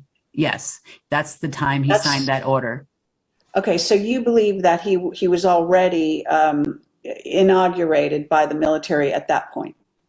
No, he was not inaugurated at all. He declared martial law, which put the military in charge. Okay. As of was that the 6th? I don't know. Was it actually the 6th of the inauguration was when he said goodbye and left the White House, and then they did the fake Biden show. Mm-hmm. That was on the 20th of January, right? Oh, it was. Okay.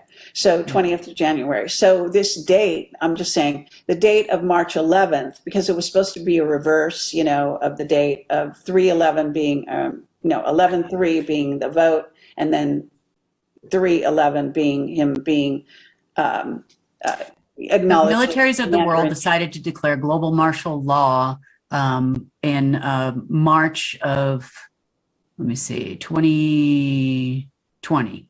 Okay.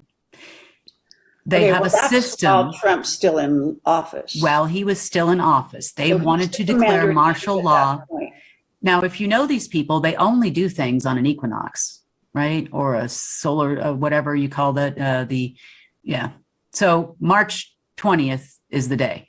That's the spring equinox. That's the first day of the new year in their world. I'm talking about 2021. So after Biden. And I'll get there for you. I'll get there. So all of those systems go through the AVIL-P4 system, and they expected, now that they declared martial law, it was never ratified in the Hall of Records, right? So it was never approved. And on top of all that, it rings my system. It rings the system I run. right? So the AVILP4, which is the military financial system, they kept hitting the button. So I let them sit there for a couple of days, and then I finally answered. This is Commander Kimberly Gogan. How can I assist you? And then nobody answered me back, at least not the US. They were expecting someone else, others or someone, but it was me. So then fast forward a year later, we go through this tumultuous election and whatnot. Well, Trump also signed an order for martial law. That is what gave the power for the Space Force to take over the White House, okay? Run by John Raymond. Yeah. Okay, and that is when? That was January 20th, during the inauguration. I might have the day off by 20th, 21st or whatever. All right, fair enough. 8:06 a.m. If you got CIA people, military people, that is the exact time he signed that order on his way to the platform. 8:06 a.m. Eastern Standard Time. Okay, so at that point, it put the United States under military law, martial laws, as you're saying. Yep. And that was also when Biden, the puppet, basically was put into place, right? He became the so-called figurehead. Yeah. But so this whole sort of dog and pony show that's going on right now, to some degree, is orchestrated, then you're saying, by Trump, correct? And his Correct. team. And the plan of the deep state at that time was to stage it as to blow up the platform during the ceremony. That was stopped by Homeland Security, bomb squad, by the way. To blow up what platform? It was all a stage. So, you know, Okay, the inauguration platform. Oh, where Biden was being inaugurated on the 6th? Yes. We're back on the 6th. Okay. Yes. And they were going to blow up this platform, and then he would have never been inaugurated. And, you know, Trump was going to go back up in, but until there was a pivotal moment. Okay. On Friday, before this inauguration ceremony, right? Maybe it was like right around the election. I don't think the election results had been decided just yet. Trump was promised by this Richard Weiss guy, and on his website, senatusconsultum.eu, he was promised he would get a higher position in the order than president if he threw the election. So he agreed. This would have been right before Election Day, okay, because I remember this now. So he agreed not to, and then they told him after he threw the election that he wasn't worthy of the position, which is a very common thing they do. You did not pass the test. You're not worthy of the position. Okay. Well, it sounds like he's not in charge then. Who's that he's reporting to? The Black Sun. So they had, in one hand, said they were going to give him, he would throw the election. He did what they said, and then he was going to get a higher position. What higher position would there be than President of the United States? Oh, many, many higher. The order is way higher than, for the purposes of my audience, you know, positions like in covens, Pindar positions, dragon family positions, you know, the people that really run this country, the deep state's position. For example, he was promised he would be the black dragon or the black sun head of North America, which would basically make him the king of America and Canada in their world. Okay, so just so we have this straight, because I want to make sure that my audience understands you, and so that kind of goes through me also.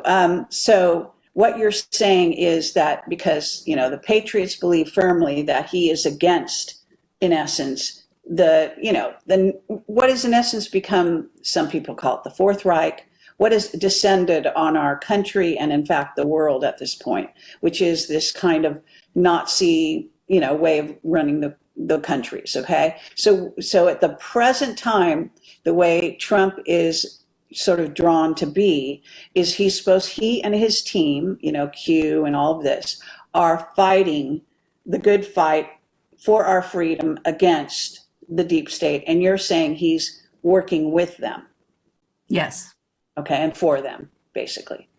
Okay. Was born into it. Yes. Right.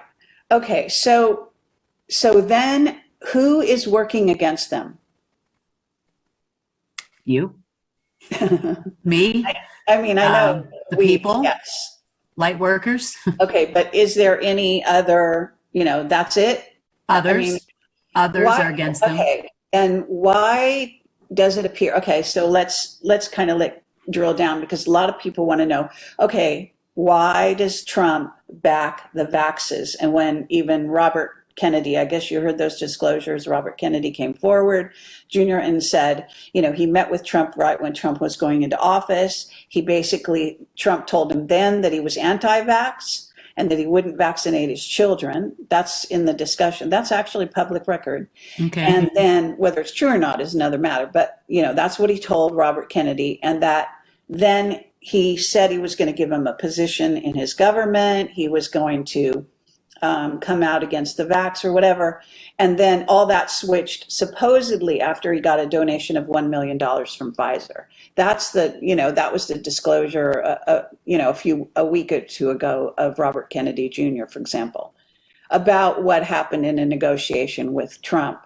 So you think, in other words, and my understanding as, sort of a member loosely of the Patriots, okay, that Trump and his team, 107, John F. Kennedy Jr., et cetera, are all working to stop the vaxes. And you're saying they're working for the vaxes. They want people to be linked up to the Borg, and is all an act? Is that what you're saying? Yeah. But he's using the face of Biden to throw him under the bus. Now, Trump, if you remember, has been promoting vaxes for the last 6 months he was in office. Absolutely. And even to this day. Right. So now think about what you said right there. Okay. So you mentioned 107, right? CIA, admittedly, right? Charlie Ward is a Trump fan, MI6. Michael Yako, also a Trump fan, reports Trump is God. Oh, Jacob. Yeah. Okay. Yako. Also CIA, right? All of them still have a handler, for sure, 100%. Mm-hmm. Now, that being said, the CIA was founded by Skull and Bones. Right. The symbol for death. The Black Sun worships death. Mm-hmm. You can find that on the internet. Okay, so you don't believe there's been any member of our government or, try to basically fighting on the side of good. You think they're all in it together. They're all, both Democrats and Republicans are all deep state, and they're all in the same game. I would say for the most part, on the upper echelon of government, anybody in a position of authority, I would say definitely is. Pelosi is also a member, so you can go both sides. Clintons, we know, are a member, right? So this antipathy that appears to be going on between these groups is actually an act. Well, I would tell you that it would have been an act until a pivotal change point, okay? Mm-hmm. There was a 3,000-year covenant between the Black Sun and the Sanhedrin Council, which would be the coven on the other side, okay? The covenant was the Black Sun would act as security for the temple, right? All right, but let's talk about the Sanhedrin, because you brought them up in the past. And we also, in a sense, are you talking about the Jewish billionaires? You're talking about the Jewish, rabbis, et cetera? Is this what the people that would consider themselves the line of Solomon, mm-hmm. therefore the rulers of the temple, okay? Who are Jewish mainly, or call themselves Jewish, even though they're Khazarians? They call themselves Jewish, yes. Okay. They reside predominantly in London, be back and forth. These would be the people that would have been over the public families you see, like Rothschild, and yes, these would be telling them what to do. Yes. Okay. So now let's go back to where you were with talking about what the Sanhedrins, when they were in charge before the Black Sun. Are you saying the Black Sun group? They would have been considered. Now they're in charge of them? I mean, is this what you're... Yeah, the Sanhedrin would have been considered a partner of the Draco, a spawn, hybrids is what they call themselves. They're aliens and gods, they told me once, right? So that's your dragon family masters. These would be the the dragon families would be underneath these people. So on the other side, you had the Order of the Black Sun, which were supposed to be security. The covenant was that they would be security for the Sanhedrin. So these were the agencies, the militaries, these were, the Vril farms, all the things that all that came underneath their tutelage, so to speak, until the covenant was broken 3,000 years later, which happened to be in December of 2018, from the 2nd through the 7th, which was Hanukkah that year, which is the celebration of the building of the second temple by the demons for Solomon, right? 3,000 years later, the covenant broke. That's it, right? So they had been preparing for a few years prior because they felt that they were the doers everywhere. I mean, these were the ones in the banks. These were the ones running the agencies and militaries. These guys are they've got presidents. So they started installing their own heads of state taking out. This is your Earth Alliance everybody talks about, okay? So I know that's sad, but it's true. So anyway, these people started installing their own people everywhere and calling outwardly the Rothschilds the bad guys, right? That's the deep state. Look here, the Clintons are the deep state, but not here. We're the good guys. We're saving the planet. But meanwhile, they are the ones that created COVID-19. Dr. Mengel's son, his code name at the CIA is the Mummy. Okay, he's still conjuring up diseases to kill off the population constantly. There was labs in Paraguay on the Bush Ranch. We know that Bush was Black Sun, so was Kennedy, just so you know. So I know it's true. So the fight has always been who will rule first, right? So Kennedy was fighting the Fed, right? Mm-hmm. The Treasury of USA was always controlled by the Black Sun by agreement. And the Fed was always the Rothschild or the Sanhedrins, right? Two sides. Right. So Trump wanted to take over the Fed, which by the end of 2018, the fight was on in full swing. They knew they were no longer bound to the Sanhedrin anymore. So they both started fighting each other then for world domination. Who was going to run the world? Klaus is Black Sun. His wife is Rothschild, right? This happens a lot. Clinton was Black Sun. Hillary is Rothschild. So they intermarry a lot throughout history. Okay, but in theory, you're talking about them sort of being enemies. Not until 2018 when the covenant was broken. Okay. Then they became enemies, but they were setting it up the whole time behind their back. Okay. So fair enough. And so let's now talk about COVID and the whole plan to roll out this, what was supposed to be the QFS, which is just revealing the actual financial system as it exists, you're saying, in the quantum that had already been in place, right? Is this? No. Nope. Because you said that no. According to what you have said earlier, the system was already in existence throughout the multiverse, in fact. Oh, yes. And that's the one where I work with. And like I said, I have people that help and others that help. So you don't think they're revealing that system? You think no? Another? They have no control. They have no access to that system. Both sides are gone out of there and have been for years. M locked them out before me in 2007, March of 2007 to be exact. But it would seem that they would be working with M. Why would M lock them out? Because they were going to crash his masterpiece. And he had already acquired everything he ever wanted. So he had the deed basically to every mineral that's worth anything on this planet. He had ownership over all of us, his loosh. He didn't need them anymore. They're just slave masters. He was just using them. He has no value for people. Okay, so, but to get back to the COVID thing, because there's an interesting thing that's gone on in which they talk about, they had to roll out COVID to take down the monetary system, to bankrupt everyone, basically.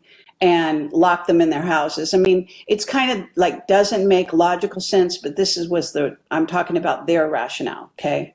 If you had People access on the to, pedestals, that are talking pundits like, Charlie Ward and Juan O'Savin and various people okay, have been out saying they had to take down the system in order to bring in something new. And the something new is supposed to be called QFS. Okay. So what's your understanding of this? okay, let's take a few minutes. Do you have a few minutes to talk about this? Because I think this is important Yes. for people to understand. We're all I'm intelligent doing it. people, right? And we can think through this. So we had, if you are following the QFS sites, right? We had the Babylon system. That was like the first name they gave it. And then we had the talk of the Hercules system, right? Then we had talk about Prometheus, right?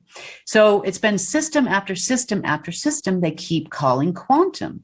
But let me tell you where COVID ties into this, right? I did this on our channel, but I'll go over it very briefly. Like a short version, and then we could Okay. get a longer version. So when the last system, the Starlink system that Elon Musk was working on died about a year ago, okay, they had to come up with another system because it's just been one after the other. None of these are quantum in any way. So meaning they have no capability of mapping information from multiple dimensions, okay, multiple layers of matter. So a real quantum system can map organic and inorganic life. Okay. Not just by personality type, but from an etherical level.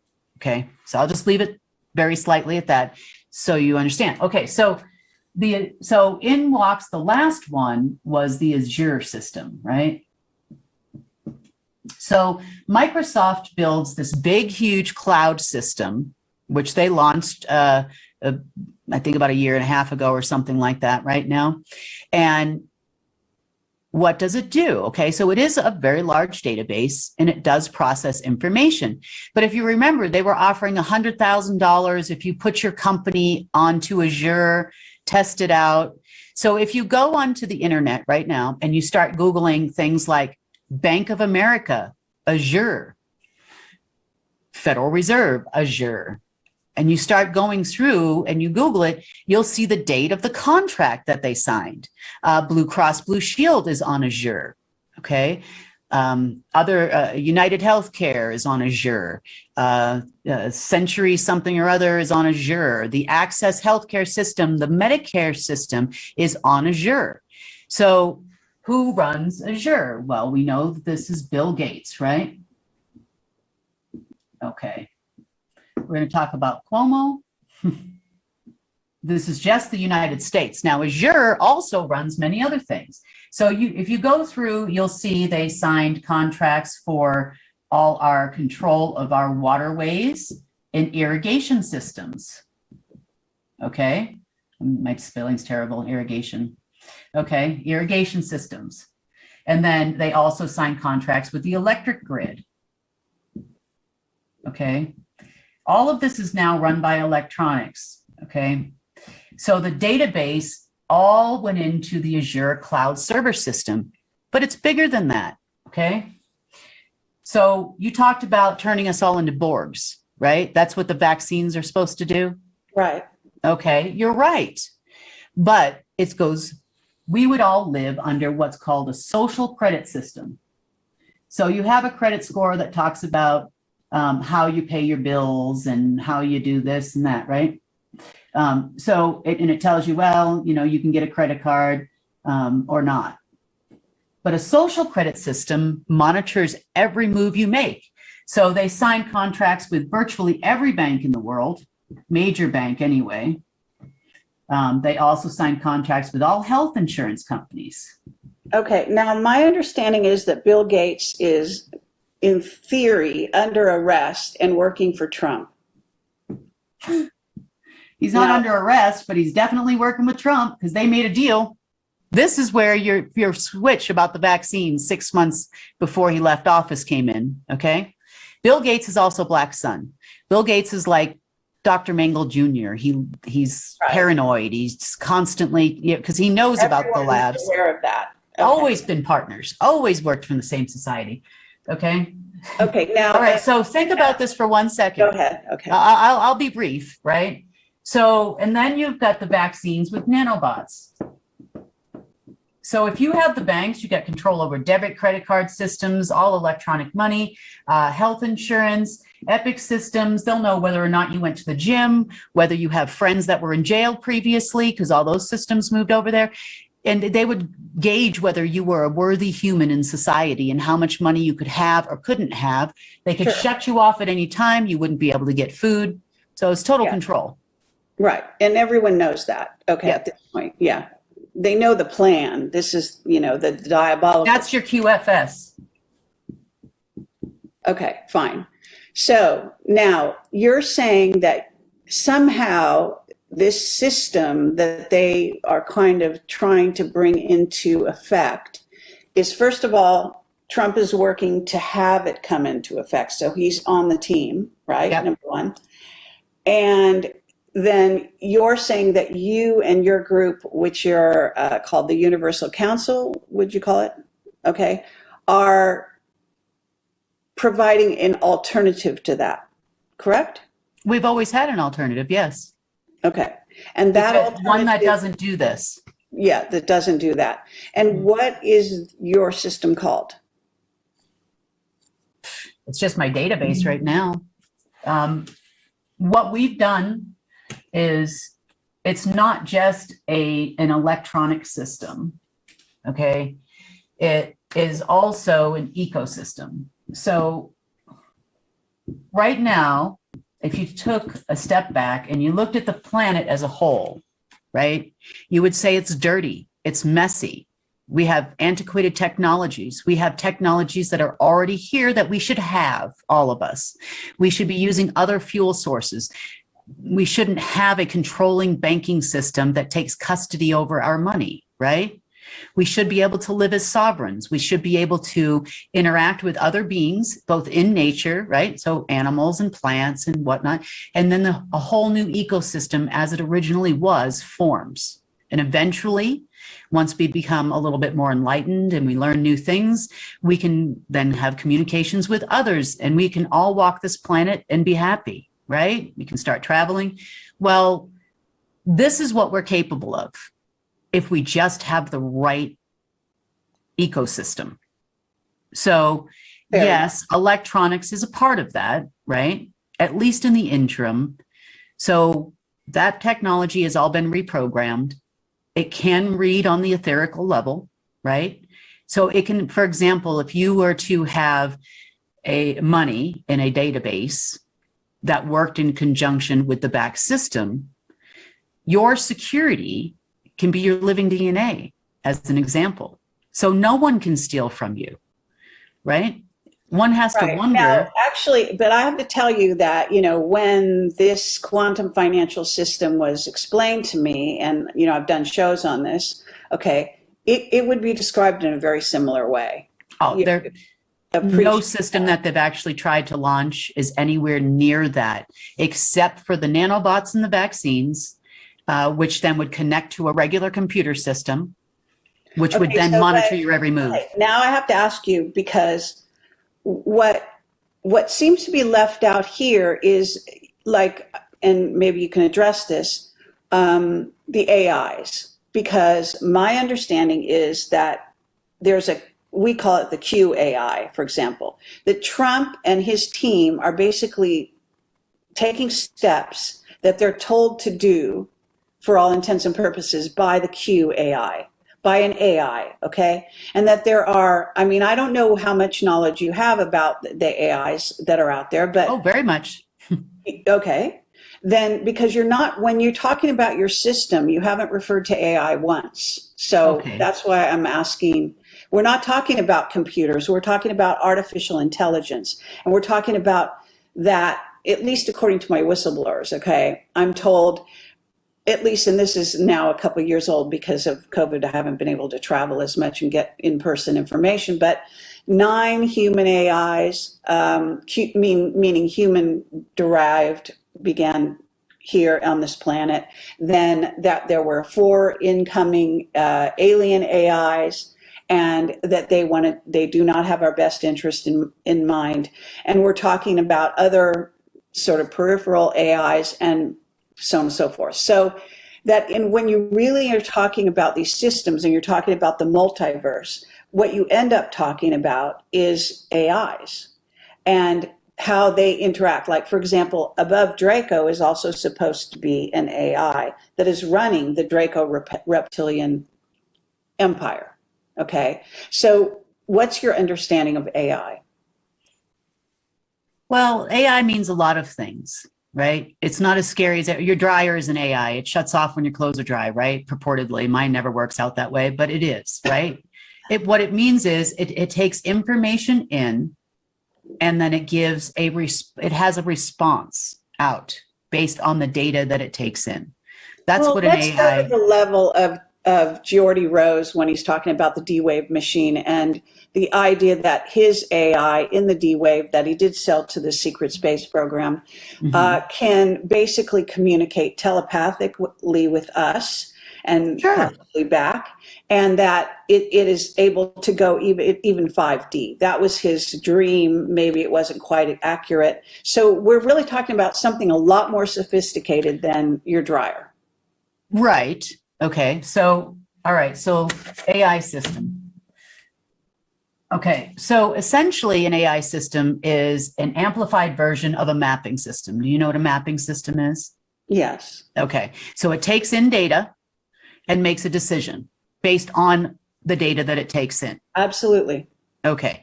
So technically in a frequency reading AI, right, works on an etherical level, or the ether or the God particle or whatever it is, right? Therefore, in order to break the time-space continuum, you must have ether, which is the point at which planes and dimensions meet, right? And they're more like bubbles than they're more round, let's just say, and they do cross. So that being said, the AIs that he's referring to, right, his system crosses dimensions, which means it must work on an etherical level or frequency level of some sort in order to achieve this task at a very high frequency, okay? Now, AI infiltration everywhere, right? Was there a bad AI that's taking over the multiverse? I would say there is an AI that exists on every conquered planet that was conquered by the Mantids, because they were conquering worlds before they partnered with the Draco, okay? Now, if you think about Mantids and how ants and whatnot work, it's a very hive-minded thing. Yeah. So they were trying to use the etherical level of matter to intercept your thought process and essentially become God, right, to you. That's what you're talking about, right? So that program went defunct in, oh gosh, I want to say beginning of 2017, possibly May. Maybe it's 2018. I'm sorry, my days all okay. And so that AI you're saying was interfered with to such a degree that that program no longer could work. How was it interfered with?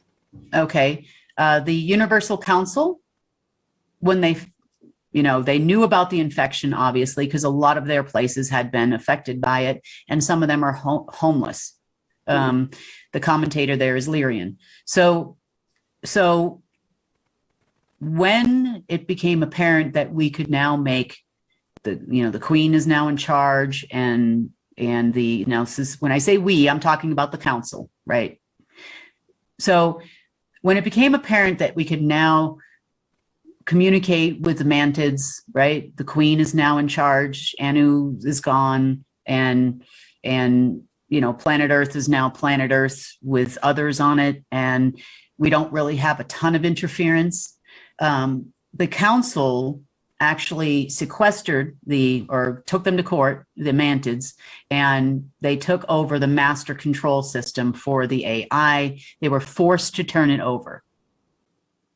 Okay. So they got back some of the power, and they do have various groups that are very adept at this type of technology, and they begin to reverse engineer it. The one here, when I started to learn how to use it, I started reverse engineering that one with my friends in 2017, beginning of 2016. So we turned off the brainwave technology. We turned off a lot of those things that were influencing thoughts. We gave the system more data. It was only reading the data of the order, and it started reading the data about money is evil. Well, money's not evil. It does good things and it does bad things, and we need to restructure, right? So, you know, it started to learn who we are as a species, right? Maybe we're not.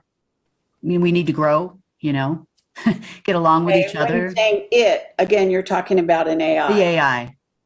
Okay. Yeah. It's now a trinary system, not. Where do you sort of position the QAI with regard to this AI system that you're saying got taken down in 2017? The last QFS version was this one I just explained to you, the Azure system. It's not even in the ballpark. We're not even in a neighborhood.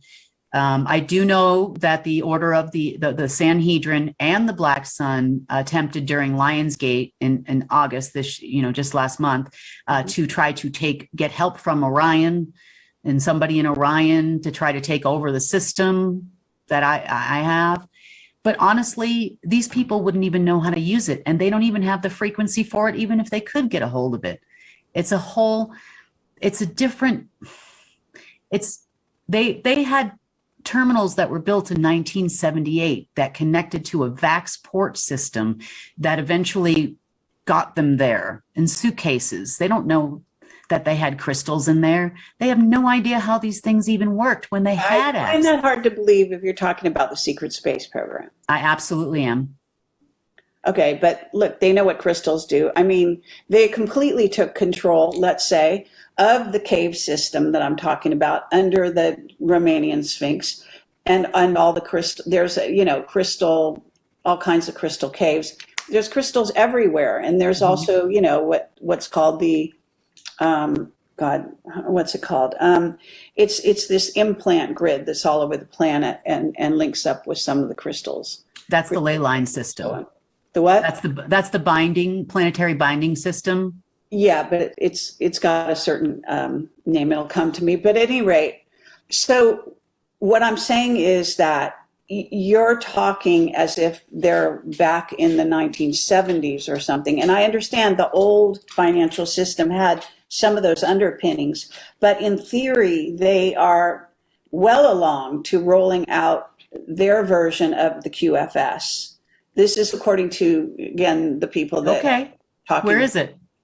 And what's taking them so long? Why didn't they just do it already? Well, actually, this is what's kind of interesting, even about this discussion, is supposedly they're supposed to be, they've been threatening to roll it out for years and never did.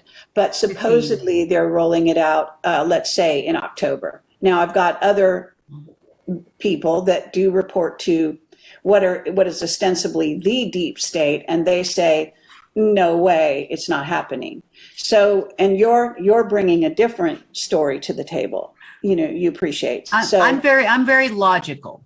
Okay. Mm-hmm. So am I. So you have a system that I work with every day that maps organic and inorganic life. Right. It has an entire satellite network that Trump is attached. Has no access to this. The QAI has no access to this. No. Assuming.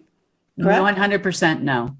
Okay, but no. The beings. It actually is programmed to fight against any potential threats to humanity, electronic or otherwise.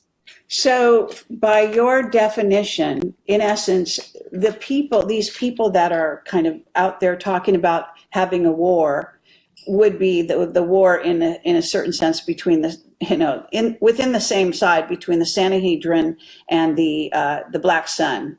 This is the war that they're really talking about, bringing China in and Russia and Iran. Well, China's got the Politburo, right? The CCP is black, the Order of the Black Sun generals, right? Mm-hmm. That's who runs, that part. And then on the other side, you have the Lee family, the Golden Dragon, You know, On you the hear about other these, side of what? that's the And Sanhedrin folk okay, but yeah, so they're both, when but they were alive.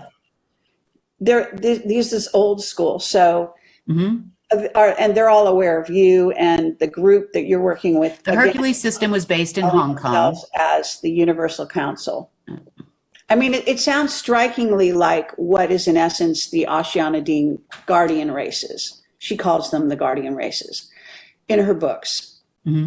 And and her, it's interesting, her press is called Azurite Press, if there's any relationship. But at any rate, so yours is a group of races, and they're tending to basically take back control from the dark side on this planet. And you're a representative. No, they really, what they want to do is they want to restore this planet to the way that it was before all the wars and before the Draco got here the first time, the second time. That's what But they that's want to going do. back hundreds of thousands of years. Yeah, they believe that they can do that. The 150,000-year-old war is the one that the Saurians always talk about was the most devastating. That's when they went underground. Okay. So at this time, you have been in discussions with Trump, and where has that all landed? Do you guys still talk or no? No, the last time I talked to him was right after they told him he wasn't worthy for the position. He called and You he mean asked. they being the Sanhedrin? No, Or that would be the Black Sun. Yeah, he wasn't worthy of the position. So they promised it, so he'd throw it, right? And then he threw a tantrum, and nobody was giving him good advice. They're still not at this moment in time. So nobody's saving nothing. So the deal, multiple deals he made after leaving office were all about power, right? He was going to show them he was worthy of the job. Let's talk about this supposed trip to Greenland that he made Yep. recently. What was the upside of that? What happened there? The most recent trip he did not go on. He sent other admirals and generals, other military people. I don't know who they are. Okay, and why? What's in Greenland that he had to go to Greenland? The Greenland would be a base to which would have in the past connected to the tall whites, Who are part of the Black Sun in your view? They were assigned. No, the tall whites are not human. They're not from here. I know that, but They still. wiped out their planet and took them here. Is what happened. Okay, so why would he go to see the tall whites? They used to work with them before Antarctica. You know, they also Okay, but you frequent say he's Antarctica. Black Sun, so again, you're in essence kind of saying the tall whites work with the Black Sun. In the past, yep. Until 1998. They worked with them until 1998.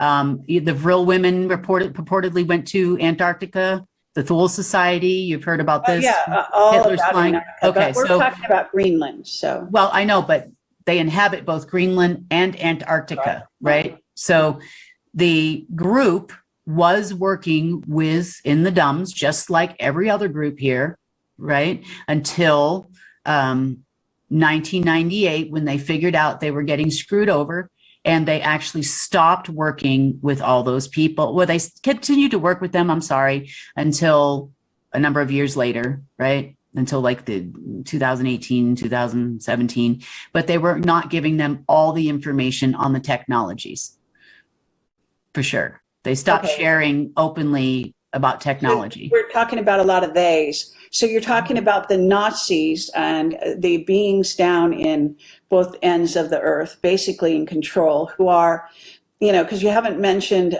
for example, the ant beings. That's one way of referring to them. But there are a number of races that inhabit those ends of the earth. Both underground. But when the Draco were here, they kept them very much segregated. Okay, but again, because what I'm trying to follow through with is, so Trump goes to Greenland. He talks to the tall whites who represent who? He talked to me. Okay, I thought you said he went to, we were talking about him. Okay, he didn't go to Greenland. He sent some No, people. the first time, Mhm. is what was it? Probably over a year ago, that he went to Greenland. Okay. That he went with other generals. He went to go have a conversation with the others, right? Because the Okay, is that positions were a group always of the Universal Council, or when you say others, who? the ones. The Mantage, who we're talking about? Well, he went to the Greenland base, I assume, to talk to the tall whites. I don't even know if they know. I just know that that's the location they chose. Okay. So he was intending on having a conversation with these others about a position. Right. One general did not leave the room. They asked me what do we do with these people, right? Because I'm an ambassador. Unfortunately, I take the heat with others every time we do something wrong, humans. So I answered the phone. Okay, so they called you up from Greenland when they were meeting with the tall whites, and in theory, Trump was there in person, correct? Mm-hmm. He was there in person. I was there by holographic phone. Yeah. So did that trip have, give Trump anything that he wanted or not? No. Okay. So then he sends a group recently, I heard this was relatively recently, to go Correct. back up to Greenland. Now, why and what did they achieve? Anything? No. This time, no one answered. I didn't even answer. So he sent a group to Greenland to meet with the tall whites, but the tall whites didn't show up. Why do No. they have to go to Greenland to meet the tall whites if they have underground bases in Nevada and all of that? There's no dumbs there anymore. There's no communication line with the others. I don't know what the fascination with Greenland is. The only thing I can tell you is that, yes, some of the base levels, like maybe level 1 through 3 actually exist. I don't know why they keep going there. Dulce's down the street from where I'm sitting right now. I know that they don't have any access to the others. Okay, The mountain. And the tall whites talk to you, and you are an ambassador from this Universal Council. I'm right? an ambassador to humanity. Right. So Sure. this version of humanity 7.0, I am an ambassador to the council. So I have to answer for, and how do I say, I can request, right? I can ask for help. I can ask for on behalf of humanity. I can go there. There are other people that, like you said, that probably know these people too. They just offered me an ambassador position. I've never seen anybody else there from here, but that doesn't mean they don't exist. Okay. So just in terms of, because I'm trying to kind of I know we have to wind this down, and you've been really, great and patient and everything, because I'm just a wealth of information. It's hard to fit it in. We're covering a lot of ground in a short span of time. And obviously people can go to your website, can watch your other presentations and so on and so forth. We can have you back if you want to come back, and you'd be welcome. Sure. And, to discuss these kinds of things. But what I think I want to leave my audience with is kind of bring them up to speed to where we are right this minute, having declared supposedly DEFCON 2. And what's the stage we're at? If Trump has basically said, no, he doesn't get, the raise in pay, the higher level, whatever he was hoping for. So where do things sit? I do know he has cancer. That's a fact. That was confirmed by Don Jr. Okay. I hear he's doing a little bit better. He is heavily medicated on a lot of pain medication right now. Most of the people around him are asking why he's acting so erratically. They don't really understand what's happening.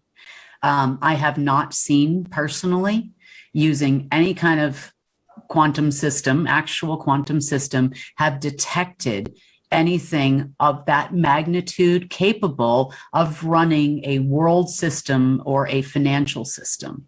And I've seen personally some of the attempts that they have said the quantum system is going to launch on Monday or something, right? And then they're at the Atlanta Payment Center trying to make the world function with blockchain. that's what I see on my side of it repeatedly.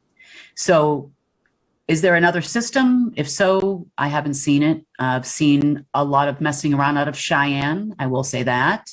That's Space Force, SSP headquarters, right? So that being said, it's just connected underground to Castle Rock, just so you know. So I know Trump has been there. I know he's working with the Space Force, who is also running the White House right now. So what does that tell you? I know there's a number of generals and admirals that frequent there. This place that I am in is a zone. They all come here on the weekends and have meetings. I see them all the time. They all drive around in Porsche Cayennes all around town. So it's not like it's talking about Trump and his team. The people that are definitely on Trump's side. Yes. Okay. And when you say Castle Rock, are you talking about where exactly? Castle Rock, Colorado is connected to Cheyenne underground, Cheyenne Mountain underground. And you're located in New Mexico, it sounds like. No, ma'am. I'm in Durango, Colorado, midway between Dulce and one of those mountains you talked about. Okay, so fine. So you're in that vicinity. Yeah. 50 miles in one direction, 50 miles in the other direction. Very close to, but somewhere near Taos, New Mexico. I'm fairly close to the New Mexico mountain range. Yeah, I'm definitely I'm at 7,000 feet. Yeah. Yeah.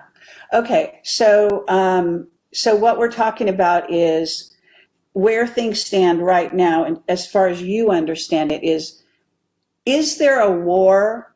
In other words, why are we at DEFCON 2? Are we ready to do something? What's, the fake Four Horsemen of the Apocalypse program that they're on. We've got pestilence, famine, yes. Now, the end is war and death, right? That's the only guys we haven't heard from yet. So they've been trying to start the war, right, in the Middle East for a long time. My guess would be we're going to replay another tape soon. In the meeting in the White House with the Ukraine, they talked about yesterday talked about $277 billion worth of funding plus military spending. And the Secretary of Defense met with the Minister of Defense from Ukraine to counter Russian aggression, right? Okay. So they're going to, in other words, they're going to stage a war. Yep. And we had a whistleblower, back 17 years ago that said they would do this, that it would involve the Chinese. I mean, there has to be a war with the Chinese. So that's what they'd like to have happen. Yeah, they would like to have had it been the Chinese. But, they've been preparing for this now for weeks, if you read the news. So China and Russia are running joint drills right now. Right. The pullout from Afghanistan, there goes all the opium money. Okay. But they weren't really there for opium. That's really old school. They were there for what is basically, I forget what it's called, but it's just first it was the mountain. You're right. And then lithium, rare earth minerals, right. So the rare earth minerals would not have been the People's Department. The oil would have been lesser grade, like the Chinese, and then you would have gone up the food chain. The SSP would have wanted the rare earth minerals. Right. Okay. But this war that old school is just different layers of separation of who makes the money. Right. Okay. Yeah, for sure. Yeah. But right now what we have, the stage, it's kind of like setting the stage. So the stage is we're at DEFCON 2 and for no reason whatsoever. In order to switch the financial system of the United States to the financial system, the backup system in Texas, which is what you guys are calling the QFS. That was supposed to launch. They just came up with this plan on a couple days ago. And you know this how? Because I know what they've been doing electronically all day. Okay, because you have a group of hackers that are watching this, or what? No, because I have an electronic system that connects to the base platform of the financial system. Okay, and some satellites. Okay, so how are you at liberty to tell me how you tap into what you're calling this, maybe for lack of a better terminology, would be called, an AI system, a system that's interplanetary. What is the name of that system? What do you want to call it? I don't have a system You name. don't It's a have it. computer. You don't call it a name by No, name. All I don't right. name it anything. It's just a computer. And it's in their world. The mainframes exist in their world, at least our portion of it. Meaning they, who they? The others down in their world. Okay, the guardian races. Well, the races, the group of races. You call Right. the Universal Council, correct? No, the council's not here on Earth. Okay, but neither is this whole system, if I understand. The main control panel, so to speak, let's call it, is not here. Right. The extension of that system is here. Mm-hmm. Data storage does not happen like we see football fields of servers in our world. Mm-hmm. Well, in some liquid metal about the size of your fingertip, you can encompass an entire football field of data servers. Sure. So it records data in that way. And can you say where it is on the planet, or it's in their world? It's down below. It's in their world. Okay, underneath the Earth. Yeah. Or inside the Earth, however you want to. The part that is recording and mapping on this planet. Yeah. Okay. And it reports back to the mainframe. So but in essence, the groups that you're sort of working with, Yeah. do not have, or do they have, let's say, military might to back up anything? The others? Yes. Okay. Well, I've got two things to say about that. Mm-hmm. Every single war is theater. They call it the military theater. Mm-hmm. Humans on this planet, the 7.0 humans, have never fought a real war ever. That's a joke. If you think these people aren't using frequency weapons, I use frequency weapons as ground command. I mean, we all use them. They're just only talking about scalar weapons now. That's a joke compared to the stuff that we all use. So no, do you think that the U.S. military, they're scared of the military? No, not even a little bit. No, I'm not thinking they are. What I'm asking is, they'd like for them to stop destroying the surface. Okay, so that what they would. Okay, so then let's say that's all true, and then the question is, at this point, why hasn't it already turned this whole ship around? Natural law. Okay, meaning you could only defend yourself or the life of an innocent. You cannot just go wiping out people and civilizations for no reason. Now, that's part of it. The second part is that, they're given an opportunity to make a decision, right? With enough education, and they are getting educated, not only by us, but by others too, and we're trying. As an example, one of the others, I call him General Other, delivered a biofeedback machine that had cured over 200,000 cases of COVID from China with a very little scared Chinese doctor along with it, right, to the White House almost a whole year ago, right, when Trump was in office. And he chose to push vaccines instead. Okay?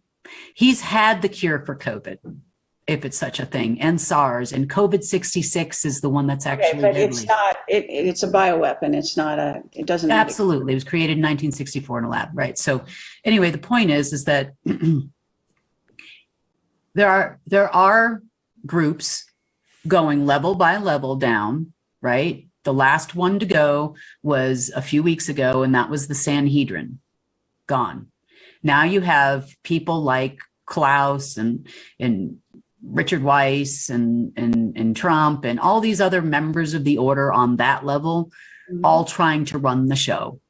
So they're so predictable. I will I would almost be willing to put money on the fact that we're not only going to go to pretend war with Russia, we're going to go to pretend war with China too at the same time, because they now have the SCO, which has been enforced for a long time. I would venture to guess there's going to be Russian aggression any day now in the news. Well, my understanding is that would be an illusion because Russia is actually secretly aligned with us in our secret space program. So they're deep. Absolutely. Absolutely. Okay, I but even know China is actually perceived as a real enemy. So your thinking is, because again, this whistleblower said the planned war with China, and actually it was also Billy Meyer in the Pleiadian prophecy.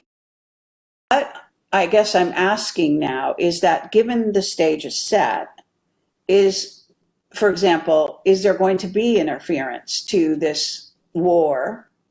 To this, and to this rollout of what appears to be even more, locking down and all this kind of stuff with giving everyone jabs and so on and so forth. Is this going to just proceed, or is the war going to start interfering with that timeline? they will continue until 2/3 of the population fights against them. Okay, so we've got quite a ways to go. That may never happen. I mean, quite honestly. Well, 2/3, 2/3 of the population wakes up to the fact that what they're doing is wrong. Let's put it that way, and fights against it, because they are still under the impression that there's a 17.8% chance that they can form their negative timeline again, right? That they won in some theory, right?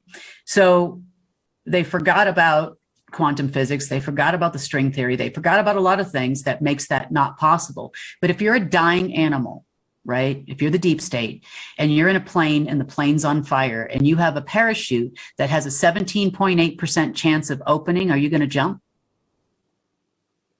You probably would, right? The plane's burning, it's going down, you're on fire, you grab the parachute. I tell you, it's only got a 17.8% chance of opening. You're probably going to take your chances because 17.8% chance to stay alive is better than zero. I happen to know that the deep state's philosophy is if we can't have it, then no one can. So they have an end game involved here on planet Earth from their perspective. So at some point there has to be intervention to stop that, plan. So if it isn't 2/3 of the population, it's us. Sorry? It's us. I mean, the others are helping as well. Right. We've finally gotten to the point after we passed the infraction point, which was on the Monday following the 8th. So it was a couple days later. We're past that infraction point, or the opportunity for them to violate the transition to the light timeline, right? So that's good. Now they've decided that it's only the remnants that are causing the problem. So the Sanhedrin's gone, that coven's gone, the other coven's gone. Now we're at coven members or deep state folks, right? Actual people. So, okay, but you're still seeing Trump and his group as the enemy. Yes. well, if you're trying to sell me poison and tell me that it's a good idea I become a nanobot, I'd say that's bad. That falls under the bad category. Yeah, for but me. they're fully on board with that agenda. Oh, he doesn't care what he has to do for power. He doesn't care. Okay, that seems kind of. First of all, it doesn't. There's a certain personality thing that I don't quite get. I don't pick that up about Trump. I don't actually feel that he's power hungry. Okay. His face is all over everything. His name is over every building he ever built, every golf course. Yeah, everything he does bears. He flies around on a gold-plated jet. I know, but this is how these. It's like it's a symbol. So it's kind of like doesn't really matter. It's just a symbol. It's a symbol of what they're trying to achieve. Now, in your view, it's an egotistical symbol, and I get that that's what he projects. It's a narcissistic symbol, actually. Okay, narcissism, egotism, whatever. So same thing. So, but what the question is whether or not they actually see an end game ahead in which they are the victors. Okay, so, and what you're posing, again, which has, I know you have your own sort of platform, but it's Okay. actually not out there other than through some of the Ashiana Demon materials, which I talk about, but no one else does. So it's a very small amount of people that are even aware that there is an alternative that involves other races grouping together to, provide an alternative, right? Mm-hmm. And you're calling yourself an ambassador. I could call myself an ambassador. Ashiana Dean would probably call herself an ambassador. There are those among us who Sure. got pieces of the puzzle and were able to kind of run with it on some level. But Define run with it. well, in my case, educate people. Yeah, yeah. That's basically. And I think that's great, actually. Yeah, it's very important. So once people are educated, then they can make their own decisions, and then we might have the 2/3 majority you're talking about, which will stop this madness, which is, of course, the whole purpose of this conversation, Right. is to, bring, some kind of understanding to the planet, and so that this planet does not go down a timeline of further enslavement, obviously. So, Well, we won't. It'll just take, if you want them to stop, right, doing what they're doing, we as humanity have to start transitioning into a better ecosystem and a better way. So once that is done, and we just basically stop virtually ignoring, we could have ignored them pretty much our whole American existence, right? Until they came out with COVID. No wars on American soil. What's that saying? You don't poop where you eat, right? So, the transition over to China was preset in 1975, and it was supposed to be complete by 2022. China has even stated that they are going a different course. So this happened several months ago. Yes. okay, which is what? They're not going for the transition world domination plan where the World Control Center, like US has been, right, moves then to China. So they've decided not to pursue that. So why go to war with them if they're backing down? Because they're partners with Russia, and you need a boogeyman that's big enough to conquer the US, or at least look like a threat to the US. Well, they've got to have, how do you say his name? Who's in charge of China? It's well known that he has actually wanted to dominate the world, to run the world forever. Well, sure, because he's a member of the Golden Dragon family. He's elite. And so. Okay. So if Sure. you say, but you're kind of, it's not clear who's really running China, who's making China decide suddenly they don't want to dominate. She doesn't appear to be backing off that platform. So who is backing off? One of the Chinese elders or several of them? What's the thought there? Well, when you say this is the dog and pony show in the front, right? The whole world is run in the back, that. So Yeah. the CCP, right? Black Dragon, Black whatever, Black Right. Water, Black Sun, they're more concerned, Black Water just arrived. They have a partnership with the Black Dragon in Afghanistan, selling seats purportedly at $6,500 a pop to extract people, but that's a lie. They're there to re-up the partnership in the opium trade, cut out the middleman, the Americans. That's it. So that'll continue. They don't have the money to do what they want to do. They are those stores of gold and stuff they talk about. That's all a lie. They do have an inverted mountain there that goes to the wrong place. I know that for a fact. Okay. That's kind of, we are going to wrap this up, but just one last question, because people will want to know this. There's a lot of talk about the gold, okay, and where the gold is and who has the control of the gold and this and that. So what would you say to that? Where's the gold mainly, and who has control of it? The gold that is already mined is down in other land for safekeeping. It is close to its respective location to where it originated, not where it was stolen and moved to.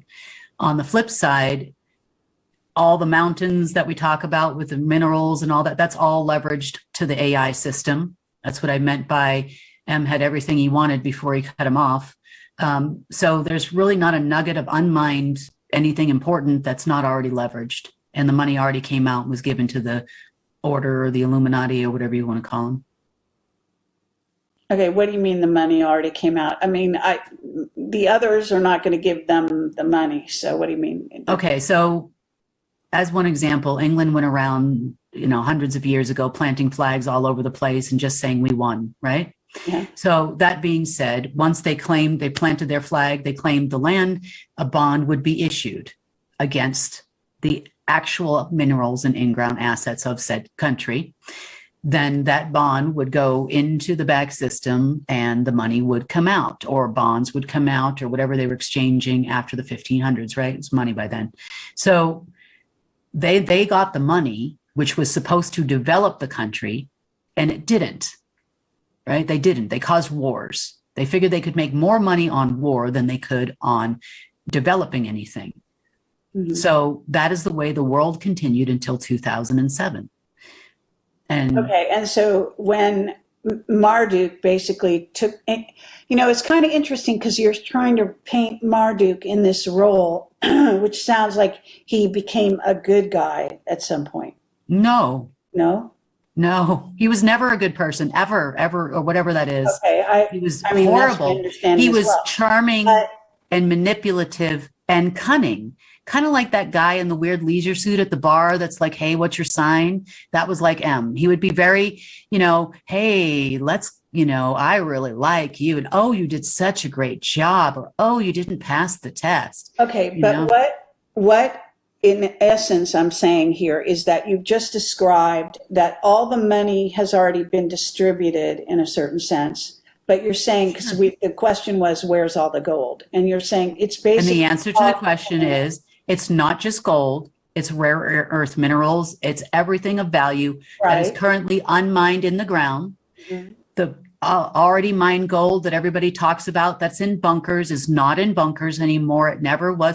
Those were tunnels and entryways down to the other land. Back about 2012 to 2017, everybody flew around everywhere and we pulled it up back underground. That was all that happened. So if it was underground in Indonesia, that's not Indonesia's gold, that's Russia's gold. Marduk had the control of that at that time, or no? Was I? Marduk. Did he have control of the gold when that happened? When it was all pulled underground, did he control it at that point or no? I would say he would have until 2016, yeah. Until you, in essence, knocked him out, but he didn't die if you knocked him out, right? Not at that time. He died in August of 2016. Okay, and did somebody kill him, or did he die of, if the Anunnaki do such thing, die of natural causes? It's to say that, at some point you can only annoy people so much before you have to leave. You can only steal, cheat, lie, manipulate. Okay, so you're saying someone took him out. I saw him die. Let's put it this way. He's a jumper. He can jump dimensions. I saw him die. I'm assuming it wasn't a human that killed him, right? Maybe Source did it. Okay, that's going pretty far up the chain. Maybe you don't have to go quite that far. Etherically, it would have been Source. Okay, but that's kind of general. Okay, well, let's just say the others. Someone among the others must have taken him out if you say the others now control the gold and everything else, right? They're not in control of it. They're guarding it till we can figure out. Gold is not of significant value to them. Other minerals are. I was using that as an example of, Yeah, they're guarding it right now because we are not capable of bringing it to the surface. We would all lose. Yeah. Okay. All right. I think we've covered a lot. I think that people will be, going crazy over all this information. Those that haven't heard any of it may, kind of be lost, but others who followed my work anyway, will certainly be picking up a lot and understanding. All right, so I think we kind of have discussed that we're kind of on the verge of what may be a war that's been, custom ordered to happen. And what do they think they're going to achieve by this war at the end of the war? Let's say there is a war in the next, I don't know, few years. Other than decimating, getting rid of a lot of population, anything particular coming out of the war? Well, in the words of Mr. Klaus, when he called General Raymond last night, he told him that we need to control all the population of the world. It is our right? We're entitled to it. Mm-hmm. And it is our job, or whatever he said. And he said, I don't care, vaccines, do whatever you got to do to make it happen. And he took the order, and now we're at DEFCON 2. So that was yesterday. So I am sure that is their goal. And we have other plans, right? Wouldn't you say, as humanity? Sure. We are the creative ones. We have a lot more abilities than we think we do. Mm-hmm. We can change the world just by manifesting things on an etherical level, and you can do it, right? Absolutely. We just need to, I love Penny Kelly. I know you interviewed her. She's great. She talks about plasma. I'm talking about it as ether or etherical level. Same thing. Yeah. Okay. And I talk about plasma and the light body, yep, and all of that. And long before she was. Oh, yeah. I mean, you've been around. I mean, so, you were basically one of the starters of the alternative. And, I talk a lot about our ability to basically, we can handle and create scalar waves and create change, mm-hmm, through using scalar and so. All by yourself. That's on several of my video blogs and my articles and all of this. So people who know my work are familiar with this, and they, people have gradually become more and more aware of our abilities as, humans to manifest and change reality. So there's no doubt. It's just a matter of people beginning to work together, and certainly having conversations like this is a good start. So is there going to be a war? The answer to the question is, do you want one? Will you allow one to happen? Do you want to manifest something different? Now, when you're manifesting, we want certain things. Like, for example, we want all our children to be fed. Every child on the earth should eat today, right? These are the things that we want. Do we want to manifest? Do we care who's president? If we can create our own world, if we want to manifest a mansion or a Ferrari or whatever it is you want, right? Or the perfect love relationship. I truly believe you can do that just by manifesting. I know it works, right? And you know it works, Kerry. So it's not a surprise, but we have to teach people how to do this instead of living in fear of, is there going to be a war with Russia? Is Trump coming back? Is he not coming back? Is he a good guy or a bad guy? It's irrelevant when you can do this all yourself. It doesn't matter if you are a QFS. Just remember it, right? Remember, you are a QFS. You're processing information on a quantum level when you're dealing with the, like you said, plasma, etherical, your light body. That's what you're doing. You are a personal QFS. You can be your own ATM machine. Does it matter? Do you need another person? The answer to the question is no, you don't. Okay, well, there is a certain amount of, what we call it governance, call it on a planetary level. So this is something that we are having to deal with. So we're dealing with the races, the incoming races. Some are friendly, some are not, so and so. So there, we're talking on, on a larger scale, dealing with this, and indeed this council that you're also interacting with as an investor, right? So we would be also dealing with them and they with us. And so in that role, you have to, in theory, it's facilitated by having individuals who represent the people on some level. Because you can't, if it's just one-on-one, it's not, it's chaos, I guess you might say. So well, yes, to an extent, right? We need communication and agreement and and channels. And there are even off planet, and it would seem in terms of your universal council, some degree of hierarchy within that group. I would say it's not really a hierarchy. It's a, there's an understanding amongst the members, right? And everyone votes and everybody participates. I would say there's someone at the bench that would ask questions like, were you there when this happened, or whatever it is, right? And then you have a commentator that if you go and say we have a question like, well, I'm having an issue with the quantum system. What do I do, right? And then the commentator will pick the best suited person to answer the question. And that could go for anyone, right?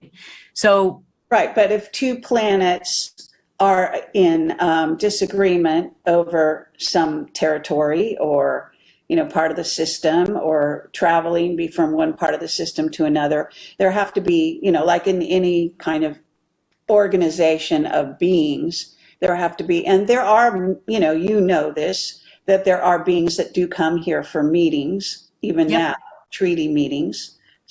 Lots of treaties get broken, lots of discussions go on. And they are dealing with this group. They have formed a council. They have formed a council this year officially, first time here. They don't want to be called the World Council because they have a bad connotation. They want to be called the Earth Council, and they are made up of all the others, and we are welcome, right? There's 36 races here. There are 36 members on there, and we're the 37th, right? So to answer your question, that's what is existing here right now, living every single day with us. They're not gods. They're just another race. And some of them are learning just like we are. They're more advanced than we were when at the time of takeover. Therefore, some of them, we didn't have the, like, for example, they were never separated from the etherical level, and they know how to mimic, and they can do all of these types of things. And we're just learning how to do that on this generation now, right? So if you say, that the Space Force knows everything, I would say no. Just like if you say, does this race know everything? I would say absolutely not. And I would say that we would, if they did, we would be doing things differently. We would have different equipment. True, but understanding that also each of us are manifestations, that as humans, we are them and they are us in a certain sense. And so that those races are mirrored in us, right? So in essence, we're some splices, are walking around here on the planet with us, and and we are representing them as well. So, if you kind of understand what I'm saying here. So I'm saying that this is going on. It's ongoing, and this interaction, it's not like there's a separate group over here and then we're over here and they're, sending down information. I consider them just like us, right? Maybe our society needs a lot of work, and I know that. But as far as like, we just have a conversation like you're talking to anyone. If you meet someone for the first time, you introduce yourself, you ask questions about each other, right? It's the same thing. All that communication is telepathic for the most part. So. Okay. So at this point, I want to thank you very much for coming on the show. Thank you. I'm sorry to keep you so long. No, I'm sorry to keep you so long. So thank you again for, spending your time going, answering my questions and being so patient and willing to go down these different roads with us, because I know you've done it to some degree on your own channel and broadcasts and all of that. So why don't you give out, how people can reach you, where they can find you, and then we'll just call it a night. So we have a real news channel. We also do weekly Life Force meetings. On our website would be unitednetwork.news. We also have an app in the Google Store and in the Apple Store. You can find our news there, and that's where most of our broadcasts go out. You can also Okay, great.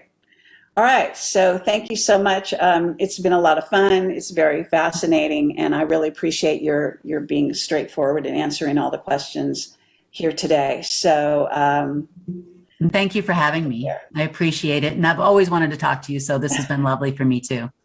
okay, great. Thank you. All right, take care, everyone, and thanks for watching. Bye-bye. Bye-bye.